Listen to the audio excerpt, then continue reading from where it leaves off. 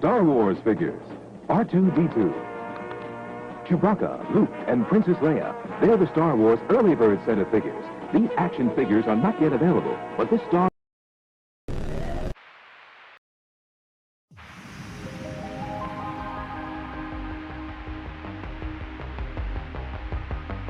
The following program deals with a controversial subject. The theories expressed are not the only possible interpretation.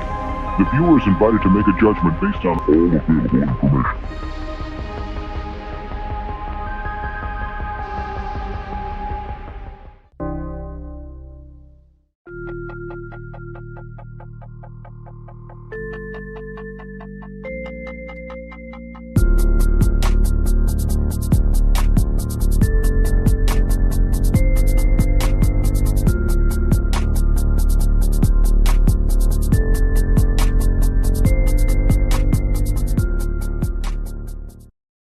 Oh, we made it. I was worried, but we got through it. Ladies and gentlemen, here we are.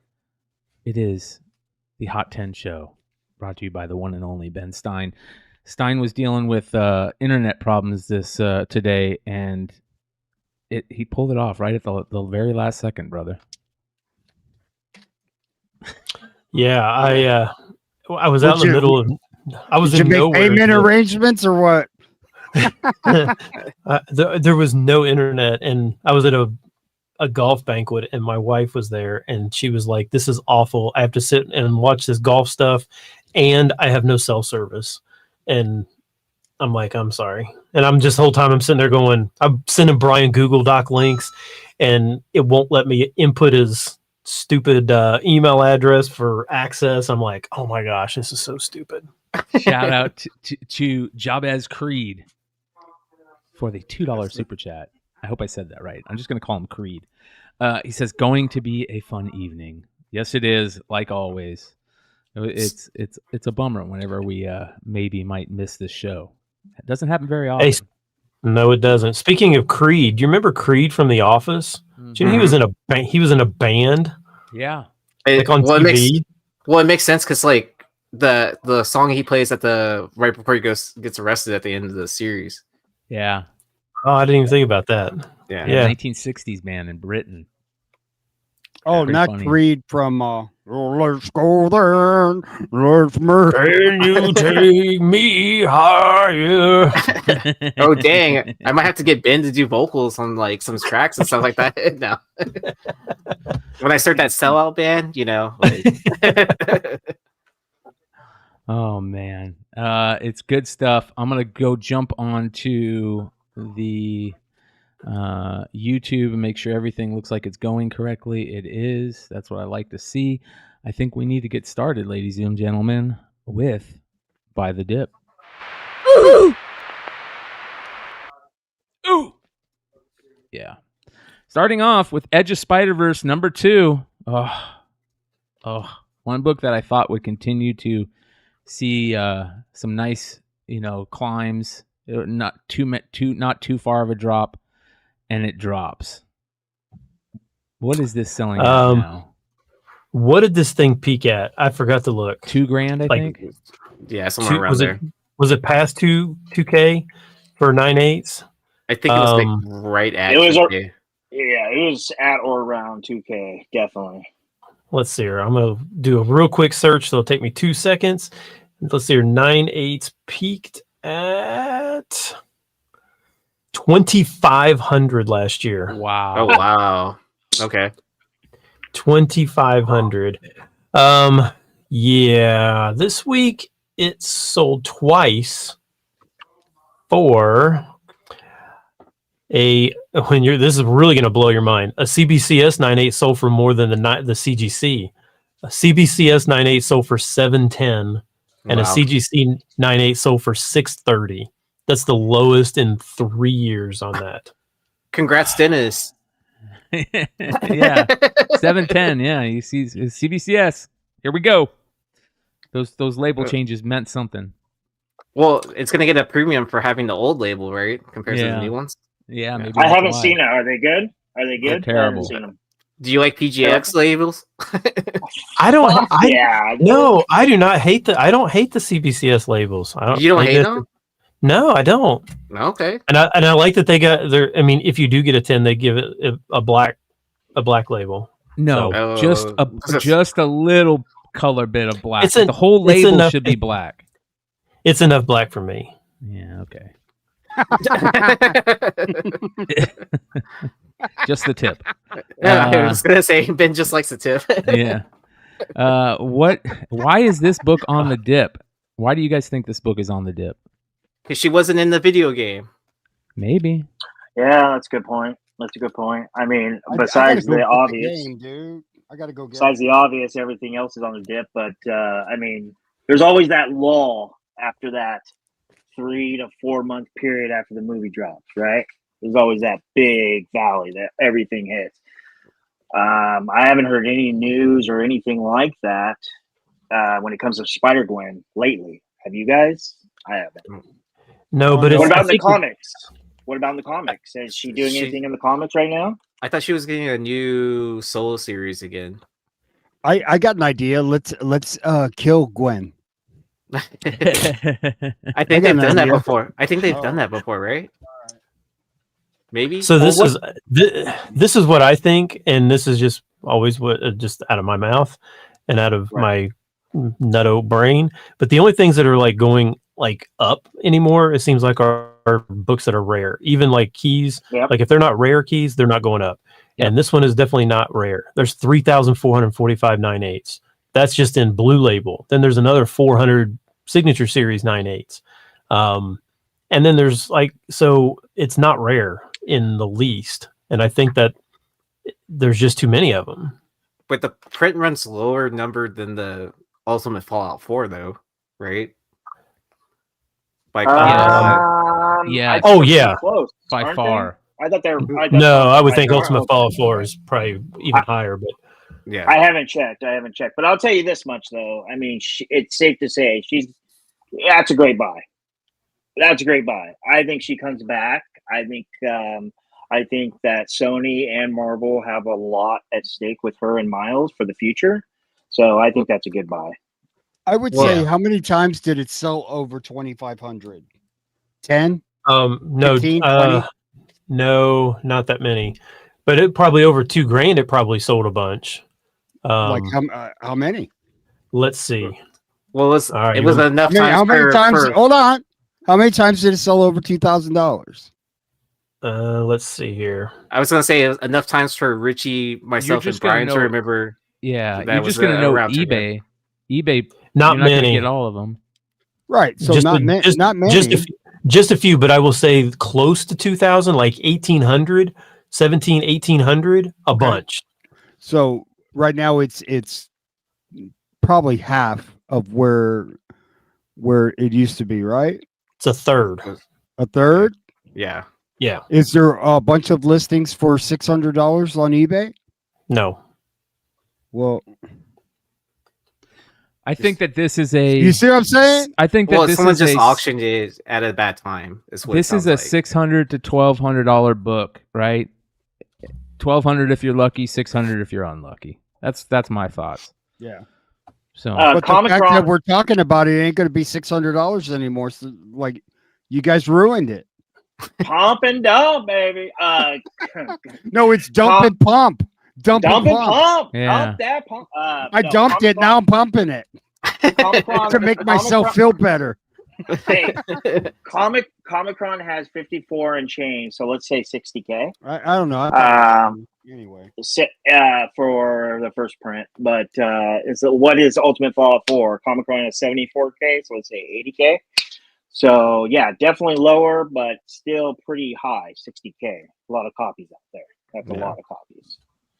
So I think she comes back. She's a great hero. She's a really cool hero. She's got a good following internationally.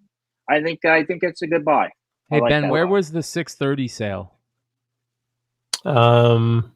It just shows it on GPA.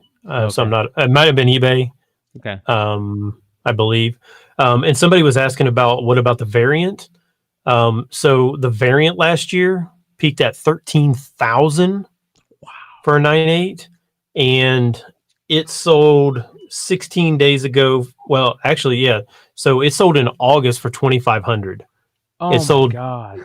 it sold in October 2 weeks ago for 4,100. Wow. So so that's a third as well. So it's basically both of them have bottomed out a third of what the peak was. I think that's about normal. I think everything's down about 60%, right? I mean, like 30 to 60%, everything's down. Yeah, unless it's rare. Unless it's rare or some kind of golden age pulp or something like that. Yeah. What about the Black Arrow variant? Is that still retaining its? That's what he was price? just talking about, right? Oh, I thought you were talking about the land variant. Oh, the you were talking about the land one. Yeah. What about? I was talking about the land. What about the air variant? Yeah. What is that? Did they even mention that? Yeah, the last one it says is on GPA. It just says black cover. I'm guessing that's what that is. Mm-hmm. Is that what that is? Yeah. It's only got one sale. Oh, okay. So that was in 2022. So I'm guessing CGC doesn't really know, because I know for a while they weren't notating it, and then on the CBCS label it says those exist, but it doesn't say if your version, the one you have graded, is that. Oh, that's interesting. I'll be honest. I think right now the way that the state of the market when it comes to moderns, like Ben was saying, those rare books. I think those modern high grade newsstands. 2002, 2003 to 2016, 17. I think those are pretty smart if you're scooping those up right now. So for people that don't understand what the air variant is, I get this all the time. I even have people telling me that the air variant isn't even real. The air variant basically is this. You see the skyline behind her. You see how the sky in the skyline looks like it's almost like a pinkish black. In the air variant, it's all black. It's the same color as the buildings, right? Instead of that pinkish black skyline, the skyline is darker black. So that's the air variant. Like I said, I even had people argue with me that the air variant doesn't exist. I've seen the air variant, dude. I've seen it in my hands. Right, and then if you set it next to a normal print one, you can see the difference. It's very obvious. Like one, it definitely has like that, I guess, that pinkish or maroonish color to it, and then it's like jet black on the air. Yes. Yep. So well, there we go. Moving on. Next on Buy the Dip, The Crow issue number 1. Boy, we talked about this on Wednesday night, man, and this is heartbreaking. A recent sale of a CGC 9.8 for $7,600. Now that sounds like a lot. Stein, how much did this sell out recently before this? Last year it sold for 14,400. Just last year. Yeah. Now, the question that I have on this book, because it's obviously it's not the Crow's first appearance. So pre-pandemic, 9/8 of this were 3,200. So looking at what a lot of these other books have basically kind of fallen back to kind of where pre-pandemic was, is this going to fall back to 3,200 or close? It's basically going to half itself again. But these don't show up to market as often as some of the other books we talk about. They don't. Right? This is a tough 9/8. But it is not a first appearance. No, you're right. I mean, what about adaptation news? Is there any adaptation news? Any new? Wasn't there supposed to be like a female Crow coming or something like that? Yeah, I thought we were talking about that a couple months ago. Yeah, there was going to be a new Crow movie coming with a female Crow inside it, right? They were going to have. There was rumors of a female Crow being. So that could help. That could help. I mean, it's a different character, but it's it could help. I don't know. Yeah. I thought the movie was finished and they were waiting for the writer's strike to end so they could make edits to it, if I'm not mistaken. Okay. Well, here's the the same question that was asked earlier about the difference between this and the first appearance. It's just cover. It's 100% cover, dude. This cover is iconic, to say the least. Caliber Presents cover is not iconic. It's actually pretty bad. Back cover is really good. It's the Crow.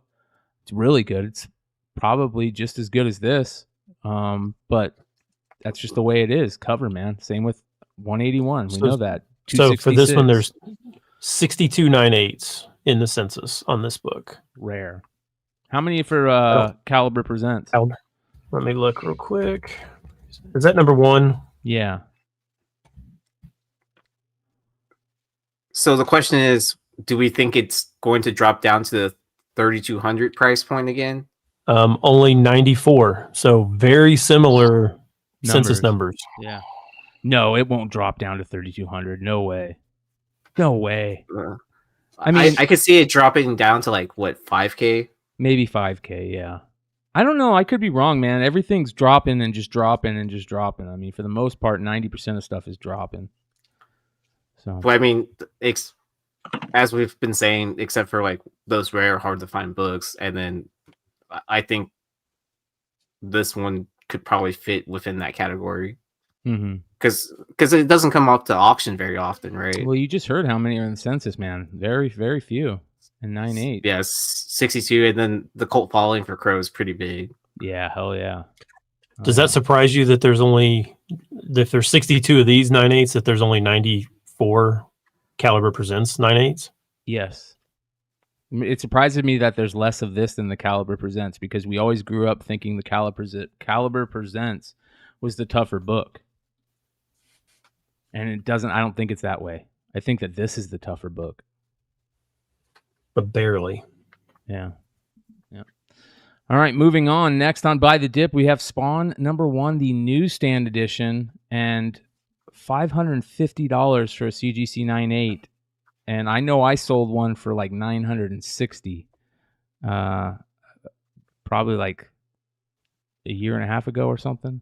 So this thing has really dropped. Yeah, this one last year peaked at $1,750. So again, it's a third. All these are basically at a third, half to a third of what their peaks were. That's a big drop. Now, the problem with the Spawn 1 newsstands is CGC didn't notate so many of these newsstands, so we have no idea how many 9.8s are actually out there. It's impossible unless every single person goes back and regrades them. We're not going to know. So it's kind of one of those. Would you regrade it, or would you just send it in for a reholder? Yeah, I mean reholder it. Yeah, to get the newsstand the designation. Yeah. I would. I mean, I don't like.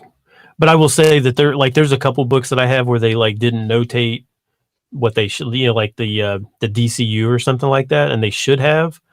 And I'm like, do I really want to spend $20 to have them something so obvious, right? Yeah, that's something. Yeah, there's nobody's gonna miss, but but the seller's gonna go.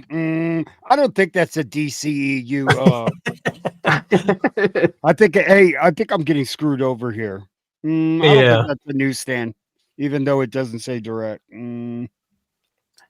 I'll save my newsstand story for the book that, because it made one of the lists. Yeah. But I think for this, I mean, as much as Spawn still sells, if you're going to spend $200 on a 9.8 for the direct, why not just spend an extra $300 and get the newsstand?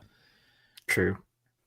Shout out to Cover Price, who's just doing a great job in what they do. But I love their movers list, right? Because their movers list tells you the books that sell the most copies that week. And Spawn is always in that list, it seems like. Always. There's always, 30 copies of Spawn number 1 sold a week. So funny you say that. I wasn't thinking about that, but now I'm remembering. I go on a Cover Price every single day, and I see Spawn 1 on there every single day. Yeah. What do you suppose that is? People buy the Spawn 1, they go, I don't want it anymore. I'm going to sell it. No, I think there's. It is weird, right? Now I'm going to sell it. Well, it's probably like one of those situations like where people who are getting back into comics when they were collecting in the 90s, like, oh, I used to have a Spawn 1. I want one. Yeah. Yeah, but I mean, the same thing with X-Men 1, the 2 million printed X-Men 1. Like, yeah, everybody bought that too, but they're not going out and buying it now. So why is Spawn X-Men are more popular than Spawn? Does the direct edition and the newsstand both have the pinup poster in it? Yes. I think so. It does. I can't remember. Three Rivers says, I think you have to be careful when saying the market is doom and gloom. You can't take one-off auction prices and say this is the new fair market value. How many people win an auction, especially with snipers out there? Listen, man, if you look at the market as much as us and you don't see doom and gloom, I want to know what you're smoking, brother, because looking at the market right now, man, I look at the market, I look at eBay sales all the time for the content. And I'm really not great with numbers, so I don't remember a lot of them. But I'll tell you what, they're down, and they're down big time for these keys, for major keys. We might have more comic books being sold this year than any year in the past, but that's just saying that people like comics. I'm saying that the market on these keys has dropped significantly. Like I said, I'll be careful and say 30 to 60, but in reality, it looks like 60 to 90 to me. Is it because the demand, Brian? Like, I've said a bunch of times, like, everybody's got Spawn 1. Everybody's got X-Men 1s. Everybody's got these books. So people are listing them. They're not getting, like, their books aren't selling because everybody's got them. Yeah. Over the last 3 or 4 years, like, on podcasts, we told people what was iconic, what we thought was iconic, and they went out and bought it, and and the market was up. Like, now everybody's got these books. So if you're trying to sell it and, like, nobody wants them, they already got that. They're going and looking for other books. Like, don't you think that's a thing? Or no? Maybe. Man. I just think everybody's tight on their money. They're drawing. Listen, how many times everybody on this panel right now, I guarantee, has gone into the store or the comic book shop and put something back because they went, maybe I shouldn't spend this much this month. Yeah. Hey, that's my move, man. That's how I get it at a lower price. Yeah. No, you make a lot of sense, Brian. You make a lot of sense, Brian. And I want to go back and allude to what Brian's last comment a couple minutes ago. He said that, sure, there's a lot of books selling, because that's comics. And I'll add to that. It's a buyer's market right now because everything's so down. And that's why comics, there's tons of sales still. It's just, you're not seeing the values except on particular books. You're not seeing the values gradually like this. You see this and then this. I'm gonna say something here, and it's the honest to God truth. You guys know me; I'm honest to a fault. I talk to a lot of people, and even though I do think that the market is down significantly, there are places to make money in it, like people are saying in the chat right now. Like, there are places to make money in it. It's just not as common, though, to go and put up stuff on eBay or sell on whatnot and make money anymore. It really isn't. It's hard to do any of those things. There's very few people that are doing it in a good way, and it's very interesting. But I will say this: out of all the people that I know that are selling on eBay Live, the sentiment that I'm getting from them is that they don't want to stop selling because the prices that they're getting on eBay is so much better than anywhere else that they sell.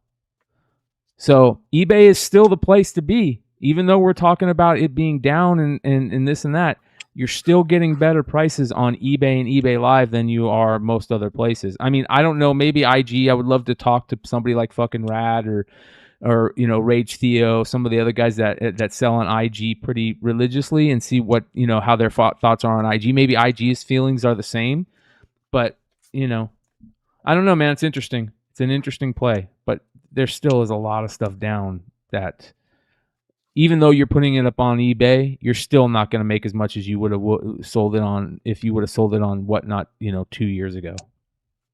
It's just the truth, or eBay 2 years ago for that matter. Or Heritage for 2 years ago, for that matter. But we as collectors have to get that out of our heads, and it's very hard to do, especially when you're a seller and a collector, right? To get those prices out of your heads that were realized during the epidemic, it's very tough. It's very tough, especially when you're eating off those. Brian. You know, We did. like We did. and it's never gonna be like that again. I mean, it was like we'll see. we'll see. Well, you know, honestly, before COVID, you know, these stockbrokers or whatever, these guys with money, like they were like whales, if you want to call them. They were buying big books, and they were moving the market, and that's kind of what kind of spawned this thing. Started with the sports cards, and you know, I remember the Jeter card, that rookie, that was the first thing I remember, and then the Mike Trouts, you know, and then it just moved over to comics, and they were paying big money for 9/8 big books, and bro, you're gonna trip when you see some of the books that are on Buy the Dip, and there's one that's not on Buy the Dip this week because we didn't want to hurt you, Hood. But I saw it, yeah, but I'm not worried about it. Okay, I'm not worried about it. All right, you guys got to go watch Beyond Wednesday to get that joke. Yeah, the Miss Marvel, I saw that, man. What a moron, dude! I would have never sold that book like that. Yeah. Moving on. Next on Buy the Dip, X Factor number 5, first appearance of Apocalypse. You can buy this now in a 9/8 for $22 if you're lucky. If you're lucky. Yeah, $22. Now it was a CBCS, so we'll throw the Dennis Barger caveat in there. It was CBCS, but it was original label CBCS. So old school. When CBC, and for those who don't like CBCS, when CBCS started, they graded more difficult than CGC. It was tough to get 9/8s when they first started. Same thing when Beckett started grading baseball cards and sports cards. When at the beginning you could not get a gem mint. It was impossible. And then they slacked, and that killed their brand. So, but yeah, this is the lowest price on this since 2018, $22. Which surprised me because this held up for this, and 6 held up pretty well through the drops for a long time, and it just succumbed to it. It just couldn't make it. Yeah, I'm not surprised. Slowly, this book has been dying, and I hope this is where it lands. Or I hope it doesn't land here. I hope it rebounds, because this is a great book, in my opinion.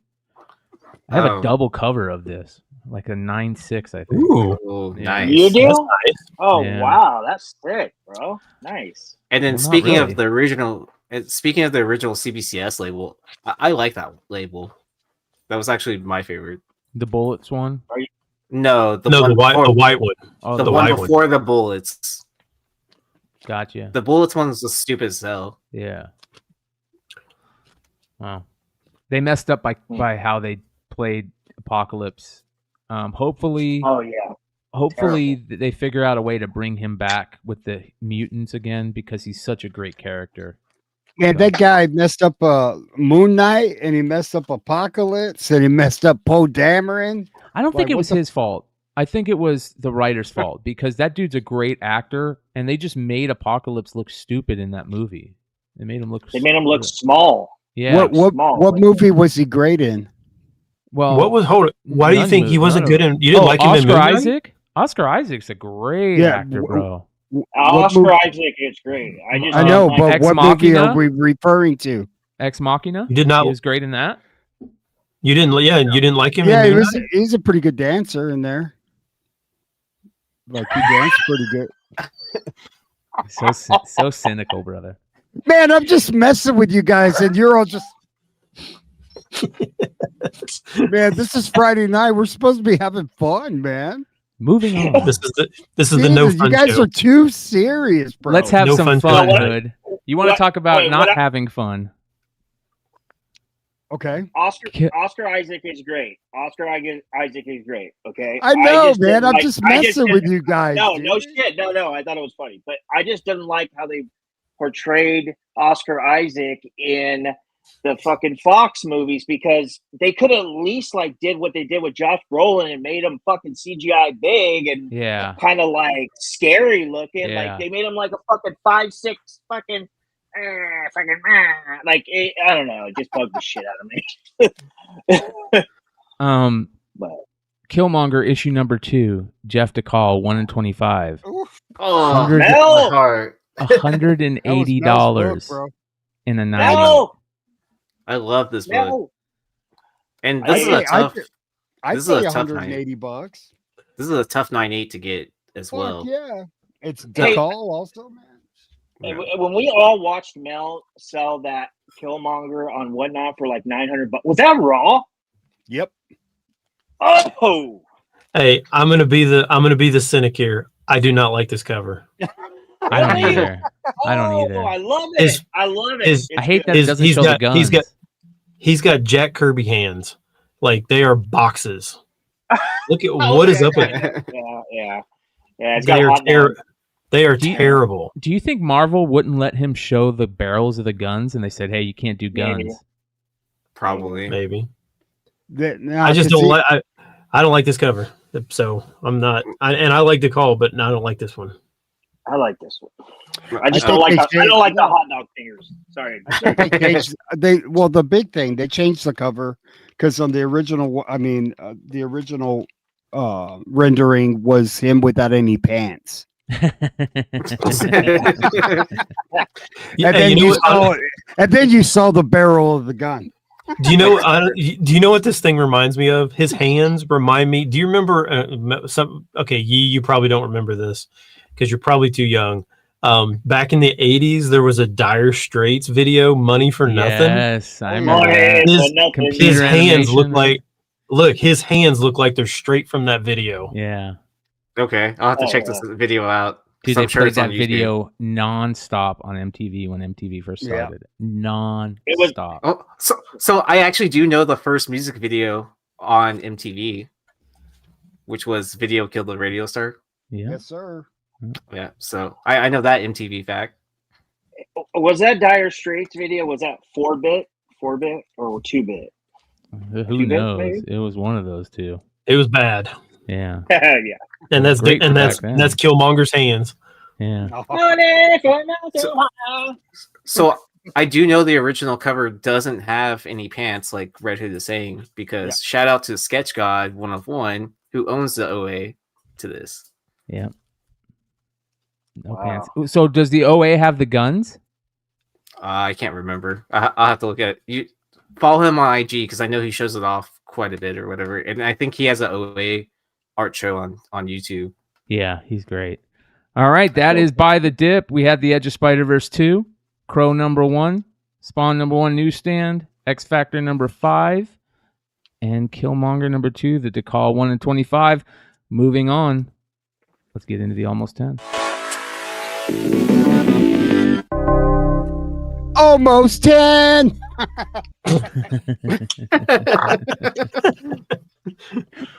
Starting off with My Little Pony, Black, White, and Blue, the retailer incentive 1 in 25 cover on the list. I like how they did the spot coloring. Pretty cool. Joe, take it away. This is your expertise right here. So if you know what the artist was going for, he was going for it was the blue period, Picasso's blue period. Yeah. So ponies actually, instead of bleeding red, they bleed blue. Yeah. Because of like how much royalty they are. I have no idea what I'm talking about. Remember when you were a kid and you thought that blood was blue until it hit oxygen? Is that true or is that false?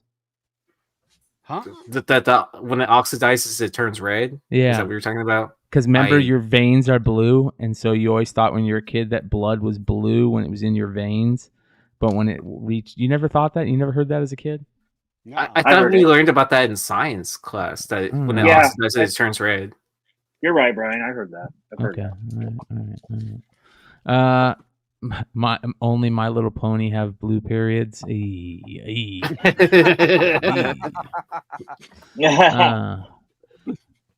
What's this selling for right now? 30 to 40. This just came out this week. Yep. Man, IDW Not that is hurting. Not that any guys are out there rushing for it, but did you guys see the post that Ben Templesmith wrote about 30 Days a Night in IDW?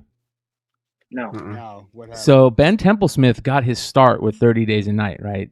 His art is so iconic from that run. Steve Miles, what a great story by Steve Niles. That series put IDW on the map, right? Well, the new people at IDW wanted Ben Templesmith to do a variant cover for 30 Days a Night, and they didn't realize he was the original artist on the series. That made IDW. Oh, wow. oops. Yeah, man. Well, probably because no one that originally started the company is with IDW anymore. That dude, you're probably right. It's absolutely. I mean, they had massive layoffs and stuff like that. Like what? Not even 2 months ago. Yeah, man. It was absolutely crazy to me to see. Absolutely nuts, but it is what it is. They are falling apart. Now all they have is Turtles, My Little Pony, and Sonic. Yeah. Wait, so on this cover, are the ponies like shitting rainbows, or am I just imagining that? I don't know where it's coming from. No, they're farting rainbows. It looks like they're farting rainbows. Is it smoke? Okay. It looks like it's smoke or something. So, well, My Little Ponies. Let's see if My Little Ponies and Turtles and freaking Sonic can hold up IDW in the future. Moving on. Next on the Almost 10, Dwellings number 2, the bloody 1 in 10 variant. This is such a great series by Jay Stevens, and these are the reprints of the original Black Key, I think they were called, was the name of the label that Jay self-published them out. It was a Kickstarter. I think he just ended Kickstarter for issue number 7 of the original. Great series. Issue number 1 went crazy. The bloody variant of issue number 1 was on the Hot 10 at some point, if I remember correctly. Yeah. It was a while ago, though. Like I'm surprised they're just on number 2, because that feels like that was like 2 months ago, right? Yeah, several months ago. Yeah. Oh, and then Astro Wizard's correcting us. It's a myth. Our blood is red. Why are our veins blue then? Explain that one to me. Well, hey, Doc Joe, are you still in the live chat? Can you correct? Our skin isn't red. Figure this out for us, Doc Joe. Tell us. Yeah. It's red with alcohol, right? Yeah. Black Eye Publishing. Thank you. Black Eye, not Black Key. Black Eye Publishing. Yeah, man. Brian's Comic Garage. If you have any extras, let me know. I'm looking for the Kickstarters. I need all the issues except the one that just came out. Oh, hey, speaking of Kickstarters, my name is going to be in a Kickstarter book. Nice. Welcome to the club. Huh? House of Stein. Yeah. Yeah. Yeah, the House of Stein is going to be in a Kickstarter book. In the book? Which one? Yeah. The Frankenstein werewolf Frankenstein book or something. Nice. Yep. My name was in the. It was someone that Lucas got onto his drunken chat. Stranger Comics. I don't think it was that one. It wasn't the Niobe one? No, it wasn't that one. It was the Helms something. I forgot what publishing company. I think it was a Top Cow book. My name was in a bunch of Batman books. I don't know if I can't remember how many Batman books my name appears in, but it's there. I mean, by the way, this is the quote right here from. Hold on. I'm sorry. No, you're okay, brother. I gotta take everybody into the. Y'all are getting mad at me. I can tell. I can feel your anger. I gotta take everybody. But you're the owner of Redhood Comics, right? Right. So this right here is the post that Templesmith made. He says, "All from that little book I did the last 2 issues of for free. I did later get paid for it. That started IDW Publishing. Life-changing for me. This year at San Diego, they asked if I wanted to do some covers for them as they dug my work while having no idea who I was or anything." That's crazy, hilarious. dude. That is nuts. Wow. Fail IDW. Absolute fail. It's okay. Oni Press is doing good things putting out these second prints of Dwellings. Claps and respect to Oni Press. Hopefully Oni Press is treating Jay Stevens better than IDW is treating Ben Templesmith. All right. How much is this one selling for? Just came out. The Double Douche, 22. Not bad. Double douche. That's not bad. I'm okay with that. Nice. I like this book. I want to know if it's tough to find because I know the first one was really tough to find. So, all right, moving on. Next on the Almost 10, Zombie Tramp, the Halloween special, issue number 1, the NYCC Mendoza variant. There was 2 NYCC variants. This is the Fangoria variant, is what I'm calling it from NYCC. Obviously, you can see why. Man, did you guys buy Fangoria back in the day? Every once in a while. It scared the shit out of me when I was a kid, when I was really young. I remember seeing I guess Right? maybe It was creepy. I'm man. old. Yeah. I'm older, so I wasn't. I guess not necessarily a kid, but I loved Fangoria back in the day. I think I'm too young for that. Yeah, you are. It's a great looking trade dress right there. It is. I'm not a huge Mendoza fan. His stuff is so exaggerated that I can't like unsee it. Yeah. But but this one, first of all, it's you can see it's comic exposure, which, you know, I know people have their beefs with, especially with older comic exposure books. Just not getting them or whatever it was. Hopefully they've turned that around. But this was in the older times, but this sold a CGC 9.6 of this sold for $250. Wow. Which I don't know if that's just a bump because of Halloween or what, or if this book is just really hard to find. I don't know.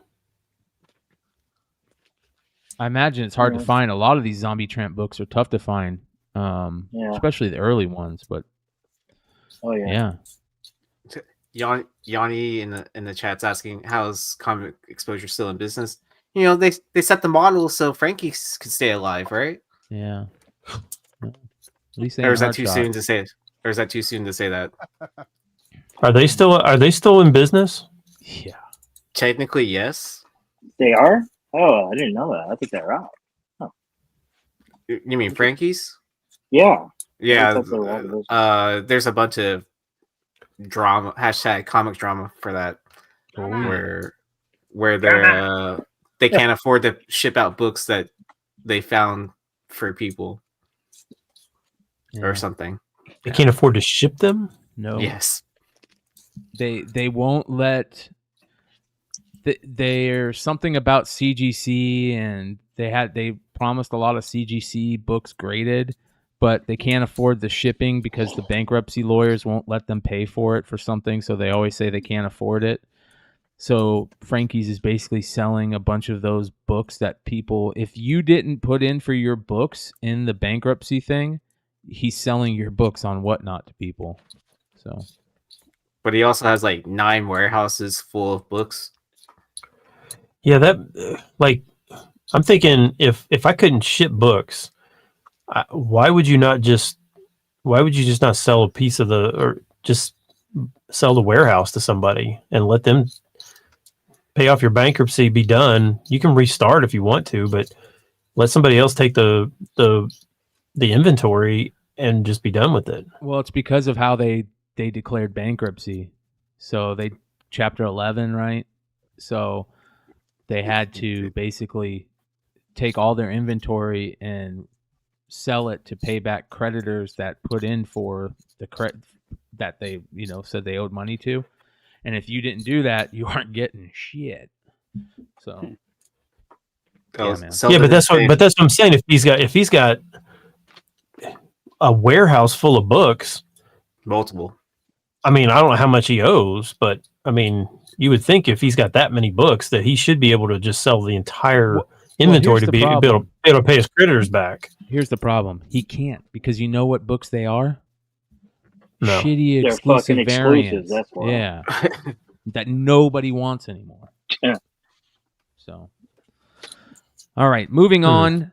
Next on the list, the almost 10, Thunder Mace issue number 1, the monochrome cover. As you can see, this is a monochrome red cover, and this, I don't know if this was an air or a variant that they did, but this is way back in '86. I'm thinking most likely an air, but I've never heard of Thunder Mace. Have you guys heard of Thunder Mace? I had not. Yeah.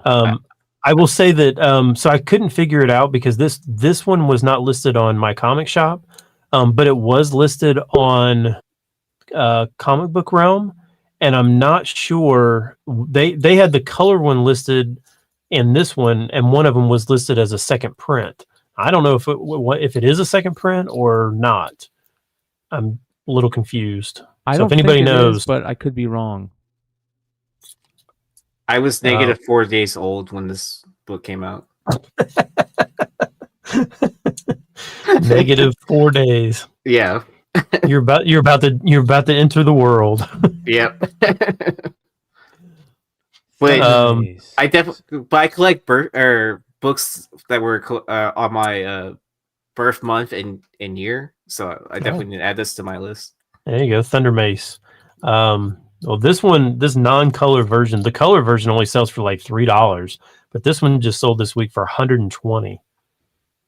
Wow. All right, I'll go with the $3 one then. So Thunder Mace, I'm trying to find out any more information on it. It's kind of hard to find any information on it. Let's take a look here. It says that synopsis. Arrow, who is Thunder Mace, a warrior of Windsor, travels to Mount Grey Tusk and the cave of Komodo, the last dragon, to seek a weapon powerful enough to save his people from the demons. Komodo and Arrow merge to become the weapon. Windsor falls to the demons, and Thunder Mace pursues the demons to their fortress. That actually sounds like a great story. I always loved a story where the warrior was searching for a weapon, and he got that weapon. Like, that's why I always loved Zelda, because if you're always looking for like an extra weapon or something to, or there was like some special Indiana Jones thing. I always loved that type of story, but I've never heard of Thunder Mace, that's for sure. I wonder if it was maybe if it started the career of anybody big. Interesting. You think I would know? Yanni said said that. Sleepy. Sleepy said he's from Ohio. Oh, look at that!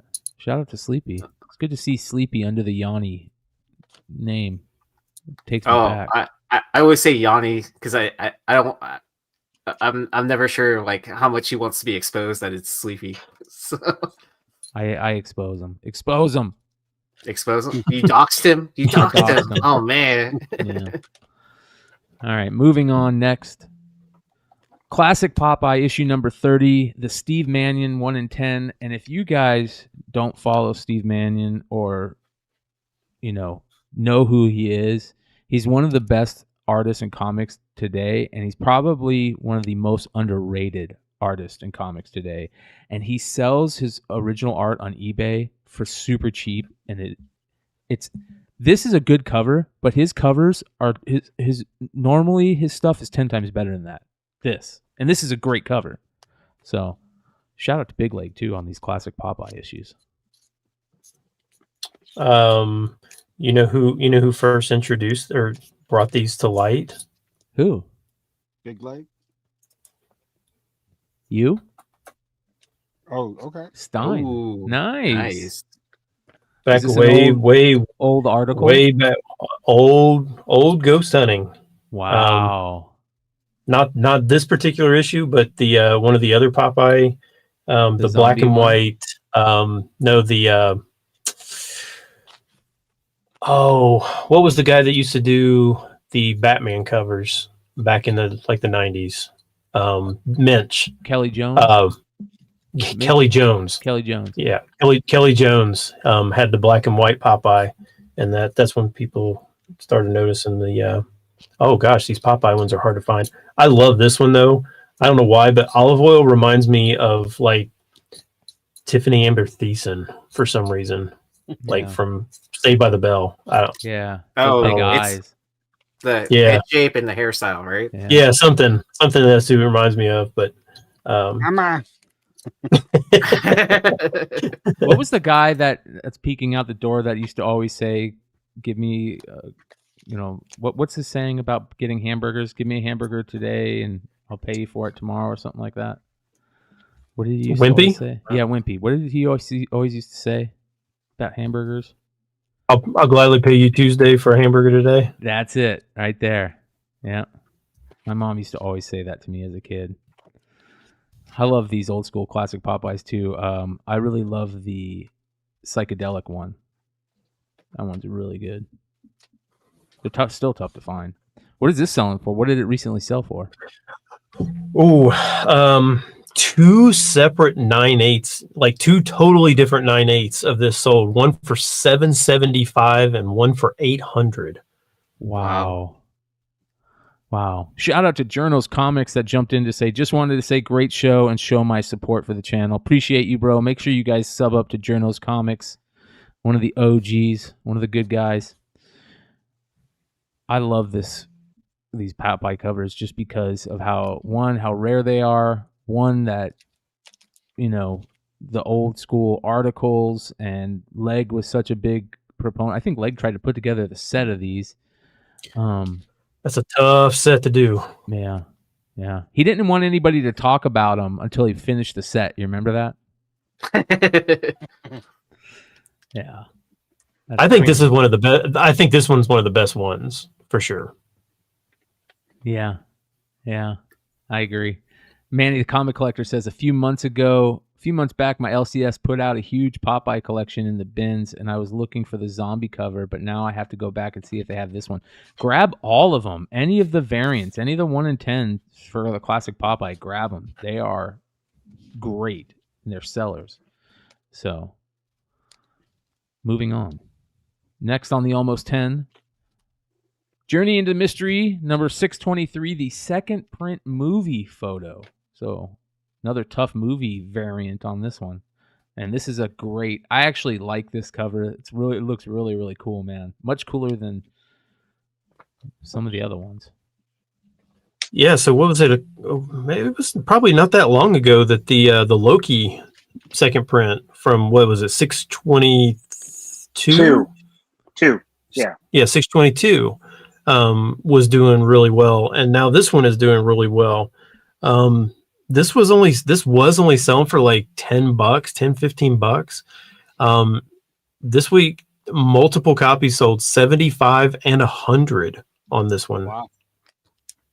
Because his statue appeared in the last episode, right? Yeah. I'm just joking. I doubt it. His statue. It's the Hannibal Lecter variant. Is Anthony Hopkins still alive? Yes. Yeah. Righteous Mandela effect for you, Ben.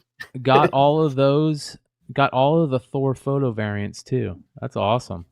Great. That's cool. Yeah, nice pickups. I love this. Jersey to the Basis. Side note, J. Wellington Wimpy is Wimpy's full name. There we go. Did not know that. Yeah. How much was this selling for? 75 to 100. Raw? Wow. This is back when they just did just a second print and not a second print 1 in 25. Yeah. Just a second. Shout out to Longshort for getting everyone on board on these photo variants. I'm still waiting for those True Blood photo variants to pop.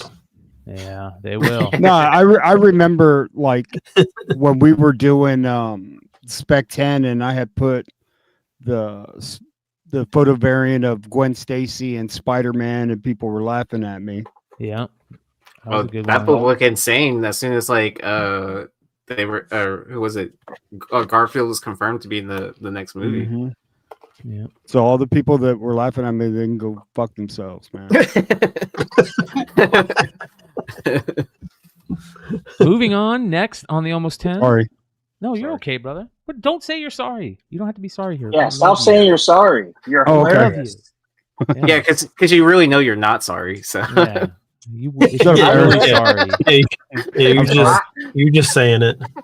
I literally look forward to this show every single week because I get to hang out with these guys, especially Joe. Yeah. Joe cracks me up. Fucking love you, bro. Venom, The Enemy Within, issue number 1, the newsstand copy this week on the Almost 10. I bet that glow in the dark one. Yeah. Yeah. Like I've been looking for, man. The newsstand, motherfucker. Nice. Yeah. And this is just this. I put it on here mostly. Well, one because the sale was ridiculous, but two because it just goes to show that pretty much, if you find some of these harder to find newsstands in high grade, it doesn't matter. I mean, this book is a nothing book, like nothing. What are you talking about? It's a badass, dude. I'm not saying the cover's not cool, but there's like 14 million of these out there in the direct. I mean, there's nothing going on in this book. CGC 9.8 of this in newsstand sold for $600 this week. Okay. So let me ask you this: did you check the census to see how many were on the census by any chance? It may not. Again, CGC is going to be tough. Because that's but I can look 9.8, bro. I will look. The reason why I ask it, okay, thank you for that. The reason why I ask is because I've owned multiple copies of this book in direct and newsstand, and this is a tough 9.8. I mean, that black is brutal.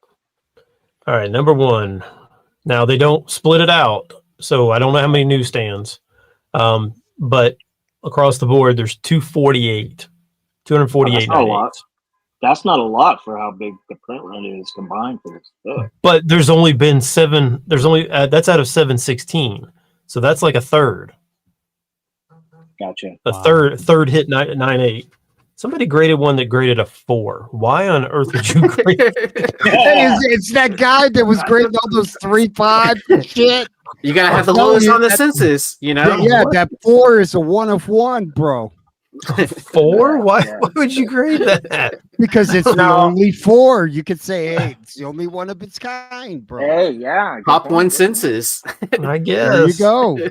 You know, there's some dummy out there to buy it too. But Ben, you got to imagine that a lot of people pre-screen this book 9.8. Don't you think? Maybe, I don't know. I mean, that's not like that's not a super. I mean, I'm sure it probably isn't the easiest 9.8, and maybe people just don't send them in because they know it's not a 9.8. So that's a possibility too. What's the saying? Low grade is better than no grade. Not on this book. Not on this book. Yeah, I'd rather have no grade. Yeah, I'd rather just throw it back and go back to dollar bins and find me a different one. Isn't this the book that Donny Cates said this is the origin of the green slime from his from Venom's mouth? Is this not the book? Is that what he said? Wow. There's an origin of the green slime. Yeah, that's interesting. Or he, God, what is it? It's something to do with that green slime, bro. I got something interesting that I heard this week. Shout out to Wanted Comics, and they did a eBay live sale with Maria Wolf, and I learned this week that you cannot draw if you draw Carnage from Marvel, you cannot draw Carnage with a tongue. Oh, really? Yep. Oh. Yep. Why? If you draw Carnage with a tongue, they'll nix it. They'll say you got to take out the tongue. Is it because it's too close to Venom or something? I guess that's what I'm guessing. So McFarlane has that on the trademark, right? No, I'm sure. Who knows? Oh, okay. The green slime origin is on an Eric Larson cover. Thank you. Yeah, I remember that. The Marvel one. Yeah. Very, very cool. All right, moving on. to probably the 2 best books in the almost 10 this week, at least in my opinion. Starting off with Witchblade issue 131, the Baltimore Comic-Con Halloween Garza variant. Yeah, this one is supposedly limited to 750. It may or may not be. I don't know. I don't remember ever seeing this one before. But this one sold for 60. So if you can find it, there's a lot of really good Witchblade covers out there that I think people just don't even know that they're there. Yeah. But there is another Baltimore Comic-Con variant of this exact same issue, which is really weird when you did they do that? Well, I mean, I guess like Transformers has probably got like 19 New York Comic Con variants from last week. That Mendoza one has 2 NYCC variants. So so maybe it's not that rare. This one you might like, and $60. I understand, I get it, but this next one is one of the best covers, Witchblade covers ever, by Stefan Sejic. Witchblade number 131, the Baltimore Comic-Con Halloween Sejic variant. And love that jack-o'-lantern right there, man. Look at that. That is freaking amazing. Dude. Yeah. That's crazy. Yeah. That looks like Barron's, doesn't it? Like like Sejic stuff looks like Barron's. Well, most of Barron's stuff is done through CG and 3D modeling on the computer. So, however he does it, it's still great. I mean, don't get me wrong, but I don't know if Sejic stuff is all. It looks like maybe not, but I agree. It does look a little bit like Barron's. So there's that gritty look.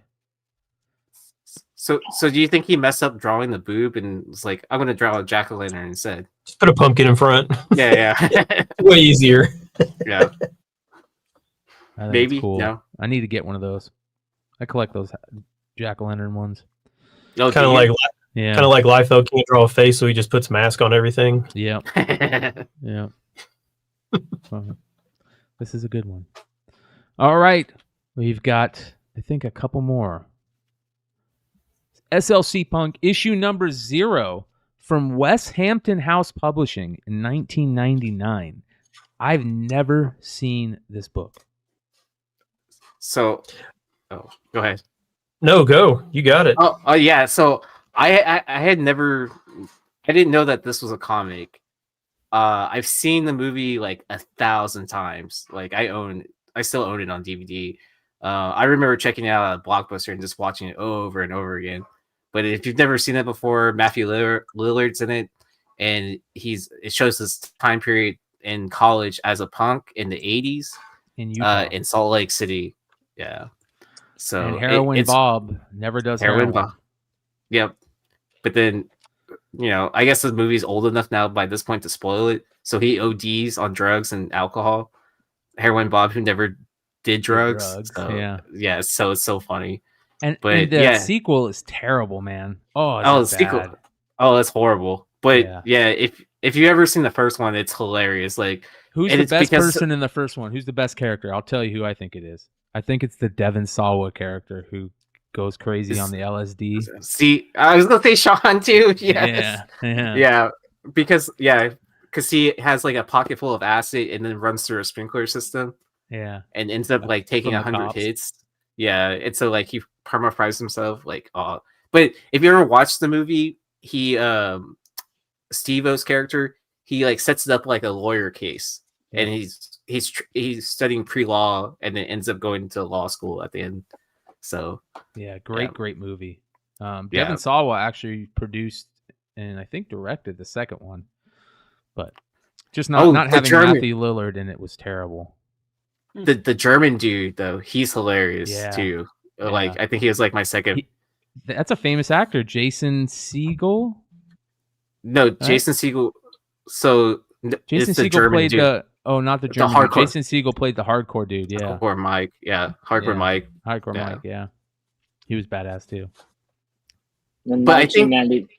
Yeah, go ahead. Go ahead. Oh, I was gonna say, I think they mentioned at some point in time in like director's commentary of the movie that this comic exists, but I probably completely forgot. It's a number Or it was 0 like- too, so it must be a prequel. Or it might have been like, It's the only issue that I could find. So it may not even have a number. They may have just listed as a number 0, but it may not. I think it's the only issue. yeah. Yeah, I think it might have been SLC a- Punk, Salt or- Lake City Punk. You guys, if you haven't seen it, it's a must watch. 100% a must watch. Fantastic. And the band in it is great too. They're actually a real band called like $5 Experience, and they are from Denver, Colorado. Good shit. What did this sell for? $75. Wow, that's interesting. Never seen it. Never would have known. Never would have known if you didn't watch the Almost 10. Moving on. Here we go. Another Yee book. The Killing Joke, issue number 1, the 6th print, is on the list this week. You have this one, Yee? I have the direct edition and the newsstand edition, Of and the 6th so print. of the 6th print. And CGC did not notate that it was a newsstand when you can see that big old fat barcode on the front. Nice. Shout out to Okay. Sean McCurdy, who says, "Yo, fellas, made it live again, and I'm tripping balls on mushrooms. Perfect timing for that SLC Punk end, too. Great job." Oh yeah, watch that movie Trippin'. That's a good. Yeah. There's some good scenes in there. I think fucking Rad was selling this on his IG tonight of the Yeah. newsstand. Wow. Fucking Rad Is, had a um, killer score of some foreign books the other day. It was unreal. Is the 6th print like one of the hardest prints to find? I want to say Newsstand is. the newsstand is probably the out of that How version. many? The How many prints? How many prints are there? 8 or 7? 14. Oh, 14? Yep. I keep hearing that the 6th print is the toughest one, but I could be completely wrong. I just hear that. I thought it was like the 9th print for some reason. Yeah. Oh, my bad. It's the 9th print. You're Okay. right. It's the 9th print. My bad. Is that the yellow one? No, that's a red one, right? The light The blue? red. I can't remember. The light blue is pretty easy to find, and same with the dark blue. But I don't Red. remember I what Chloe's thought the comic 9th swag print was says red, but yeah. it says. Red. Okay, yeah. see, But if you can get them confused, like looking at the 6th print and it's like the dark red, Yeah. or like is how you know it's a 9th print. There's someone that notates like all the differences of all 14 prints, because it's like some of it's like within the collar, because from what I think it's like the last few prints are yellow, and you have to look at the collar and the cuff to see the difference. I mean, besides opening it inside and looking in the title page, because it says at the bottom. The 9th print is a pretty expensive book. It's a pretty coveted book. Yeah. What does the so 6th that's print sell for, Stein? So that's the only reason I was asking, because this week is CGC 9.6 of this 6th print sold for $375. Oh wow. That That sounds more expensive than the first print. Yeah. Yeah. I see that. Oh, Yep. Great book. Probably top 3 greatest comic book stories ever told. Probably the greatest Batman story ever told. Yeah, when my brother handed me the Even though graphic Batman's novel, not in it. this got me back into comics. Yeah. Yeah. Good stuff. All right. That is the Almost 10, you guys. Make sure to come check out Beyond Wednesdays, where we go live every Wednesday and every Saturday, and we enjoy ourselves. Tomorrow night, I don't know what we're going to be talking about, but I am sure there's going to be mayhem. Come hang out with us. Modern Comic Mayhem on Beyond Wednesdays every Saturday night at 10 p.m. Eastern. Let's get into it, you guys. The list.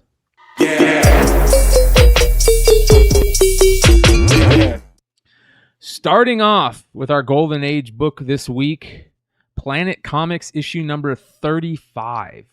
A lot of Planet Comics sales this week. Yeah, there was a Heritage sale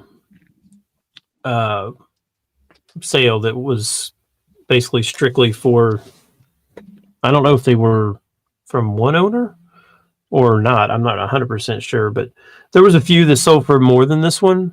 But I like this cover, mostly just because it's got Anthony and Laura on there. I mean, well, Anthony's alien version, at least. So yeah, so it's his foreign version, or his alien version, but and I just want to know what's up with the pink boots, because that was the main question, is why. I mean, those are like knee high, like streetwalker pink boots, like, right? Like, yeah, it's like a Gambit should be wearing them. You don't know why? No, I don't. He's an alien. Because that's a chick, bro. That is not. That is It's a not chick. It's a girl. The boy is a girl. The dude looks like a lady. Dude looks like a lady, bro. Look at that pouch, man. You can almost see the camel. I just want to know where Laura's red dress is. She had to switch it up this week. Or is that an alternate Laura also? Maybe it is. Yeah, that's interesting. That's very interesting. How much did this sell for? A CGC 7.5 sold for 4,500 of this one. I would think this one's a little tougher to get because of that black right along all down the spine. Wow. Yeah. Do you think they ever thought about that back then? No, not at all, bro. They were throwaways. I don't think they expected people to collect comic books back then. Right? Man, I don't know. Like, I always wonder, like, because I didn't, like, what did they collect back then? Did they collect anything? Coins. The stamps? The teaspoons. Yeah, teaspoon. Teaspoon. Hey, the guy drawing this, his wife probably, nobody's ever gonna want your stupid comic. When he's drawing, somebody will want it. I mean, like, you think about, like, just now. I mean, like, there's so many things that are produced now that people would collect. I just wonder what they collected 75 years ago when this came out. They collected records like 45s and shit like that. In the 40s? Yeah, in 45s. You think? No, I mean, do you think they collected them, though? Well, records. I mean, they bought records. I mean, no, I don't think they collected them. I think they collected stamps and coins, bro. I think that was That's it. Yeah, marbles. Yep. Great dacoit marbles. Yeah. What about artifacts? Do you think they collected artifacts? What in the world would you? How could you collect a marble? Oh, they loved marbles, bro, back then. I know, but I mean, what marbles? I know what marbles are. I think they were collecting cans for the war effort. Tuberculosis. Chloe's comic swag says back in the day they collected ass whoopings and it was cool. Jigsaw puzzles. Speaking of Einhorn is Finkel and Finkel is Einhorn, if you guys didn't get a chance to see the Bogcast live last night, let me show you a nice little clip of it. This is a series that my best friend Keith decided to show me because he knows I'll be totally embarrassed by watching real people do really fun, stupid things. But this is a series called The Specials. And one of the people in this series has Down syndromes, and he's super horny all the time. And he found a flyer for a Ladyboys concert, and his friends could not convince him that they were not women. It's called The Specials? Dude. What? No. Oh, what? bro. Could you?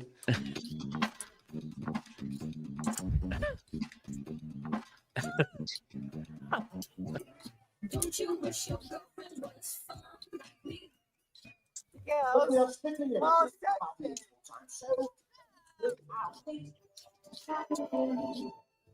Oh no. You're not me.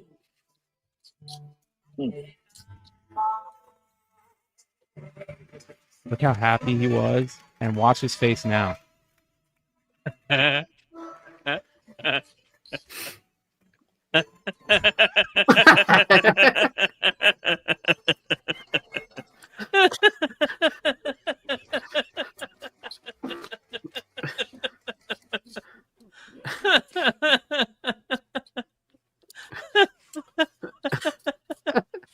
What just happened?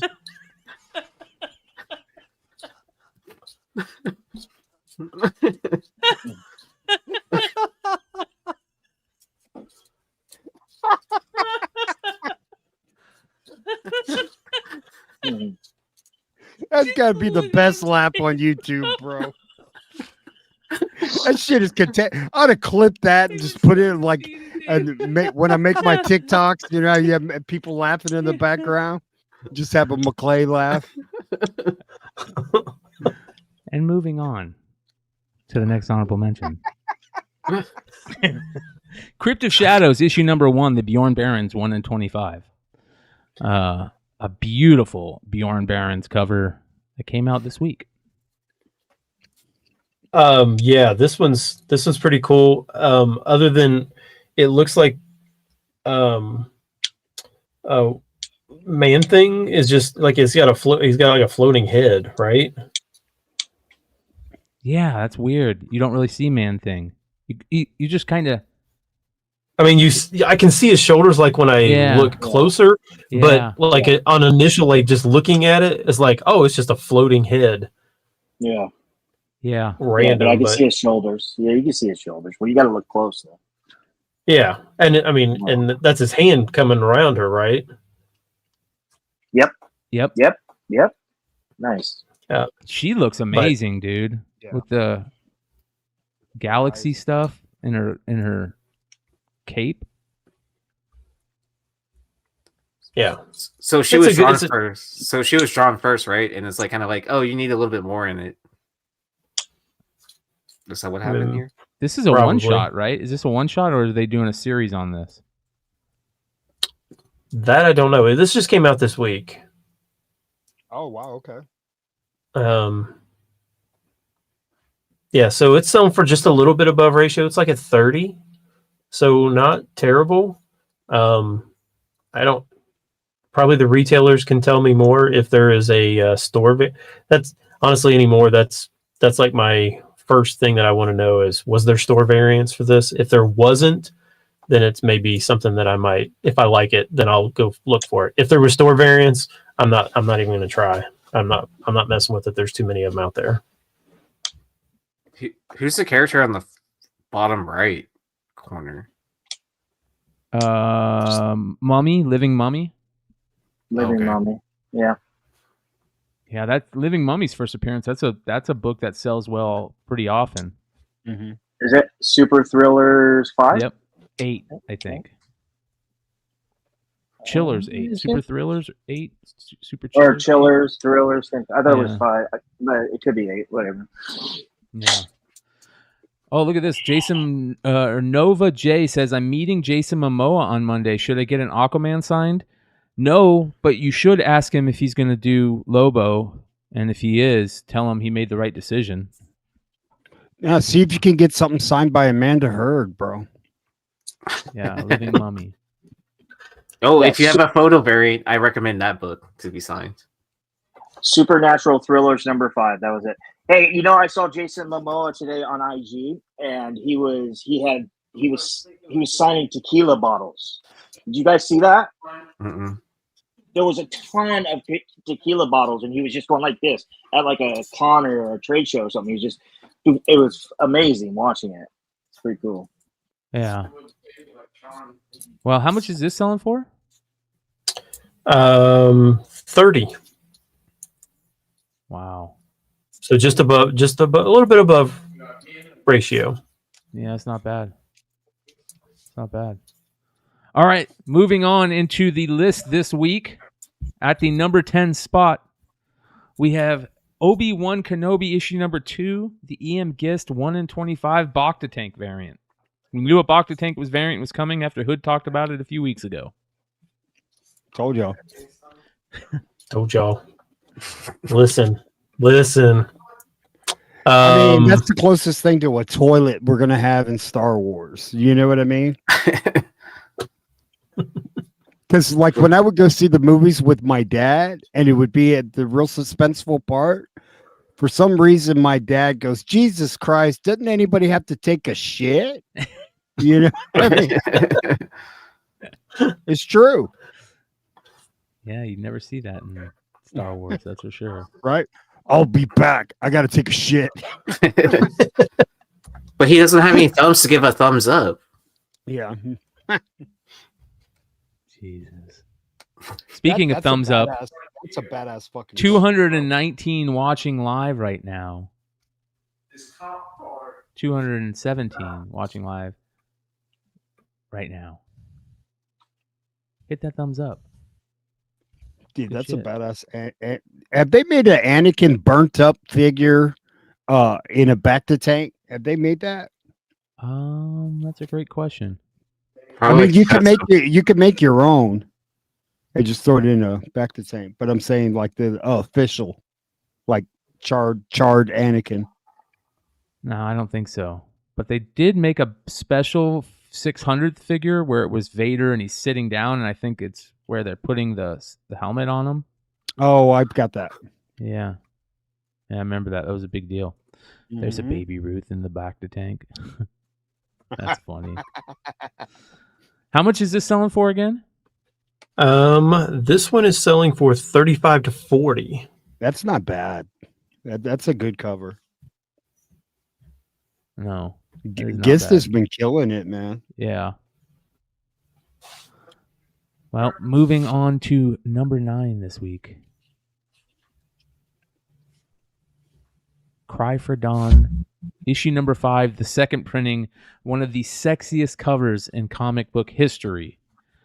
I still do not own this cover. This is a cover I've wanted ever since I was that little kid, that young teenager, reading Wizard magazine. What a great, crazy, crazy book. What is this selling for? This one's doing well. Raws are up to 100 and a quarter. And then a CGC 9.2 sold for almost 300, sold for 290, which is higher than what a 9.4 sold just back in May. Holy shit! I have that. I've got a couple of those. Of this one, of the second print. Yeah, I remember showing Brian. I had bought a ton of Linsner stuff, and remember Brian? I bought a whole like big stack of Linsners, and there's like a couple of these in there. I have to go through them. Yeah, man, it's a beautiful cover. Linsner still kills it, man. Mm-hmm. He's doing those beautiful Dynamite variants. Just amazing stuff. Really, really great variants he's still putting out. So, about how many of these are out there? I don't think many, man, because I never see them. I would love to know. I just want to know what you dropped. Yeah.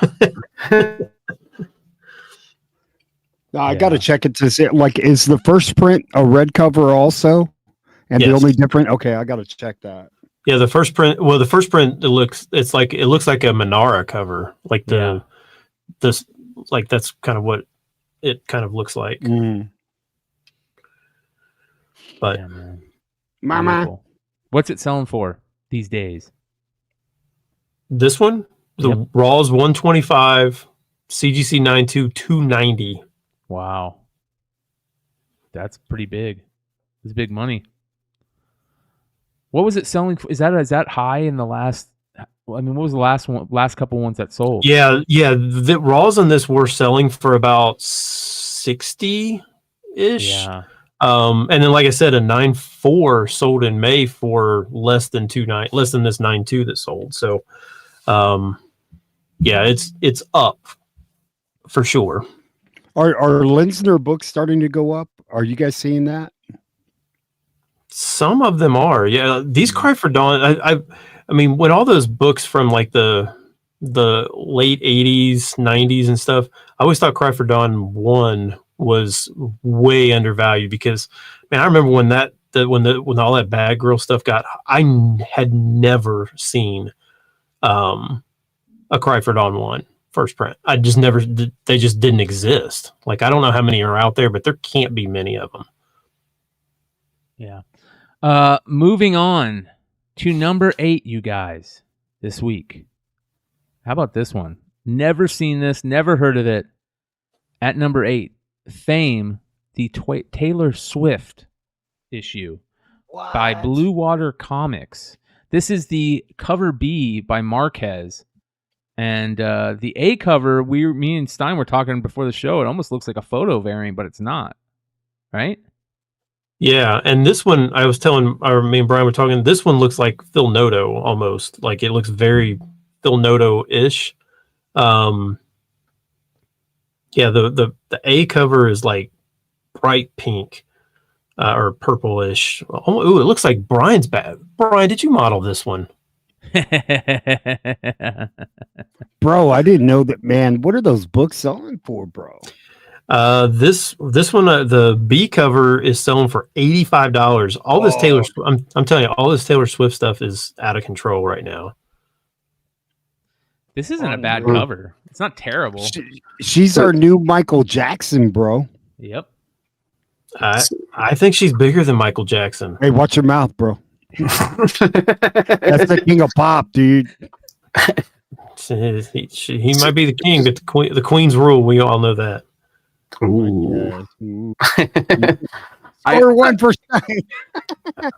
I finally picked up my books for my LCS, and then they actually had, those gold edge kids books. You know what I'm talking about? Yeah, golden book. They have a Taylor Swift book for that. When I was a kid, that's that's how my dad. I remember this so clearly. One of the biggest memories I have is my dad did this to me and my brother. He would teach us to read using those gold books, those little golden books with all the characters. And if you remember, some of them had all the characters on the back. And me and my dad would go through them. And if I didn't remember who the characters were, he would turn into the tickle monster and tickle me. That type of shit, dude. If you do that to your kids, if you don't create memories like that to your kids, there's a problem. Those are some of the best things that you can do is create those memories. And that's how I learned to read, is those old golden books before I got into school. And my dad did that every night with me and my brother, every night. So I'm glad you brought that up. Was it E that brought that up? Good shit. Yep. Yeah. Good shit. That brought up that memory. Sweet.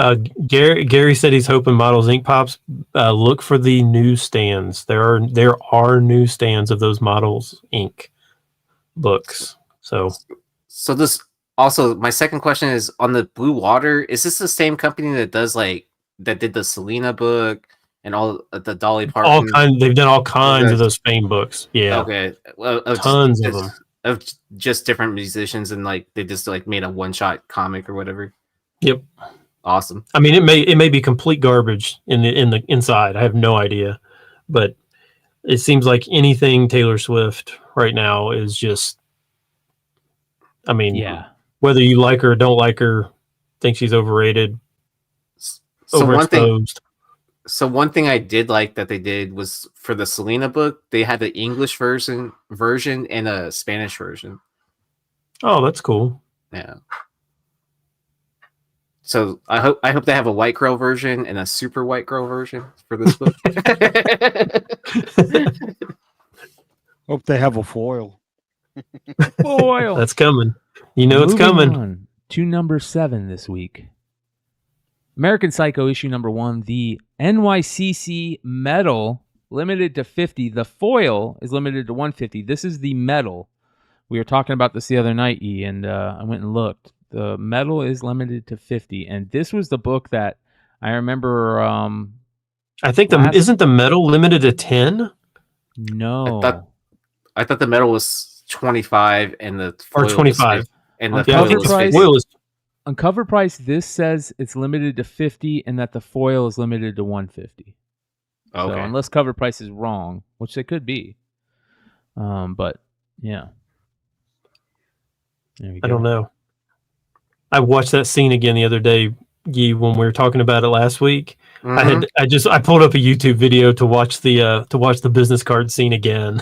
Yeah. Have you seen the edit they did with where they replaced the business cards with Pokemon cards? No, they really? Yep. That's so funny. I think that's like one of the greatest scenes in the movie, right? It's like, there was the one thing I watched on it, there was commentary on it, and they were talking with the director and with Christian Bale, and they're like, when we read the book, that was our favorite part of the book, and we really wanted to make sure that they said the only thing that we changed from the book to the scene was that in the scene they were in their office, but in the book I guess they were in a restaurant, restaurant or something like that. Yeah, they said that was the only change that they made. So, do you know how they made the when they opened the card holders? You know what they used for that? Swords.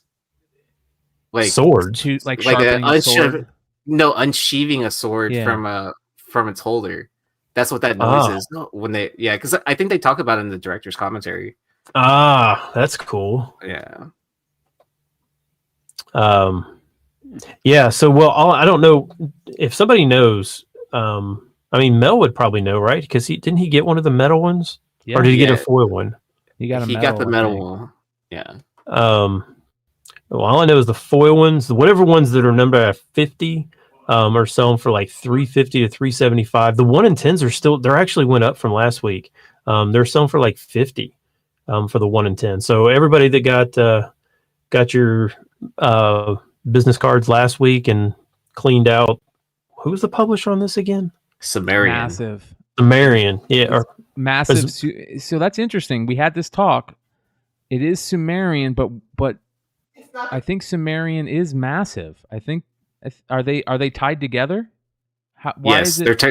they're tied together. Like Massive is like the head company, and then they have a bunch of like sister companies tied off to it, where it's So I feel like Massive is like the massive publisher, but then they have individual branches.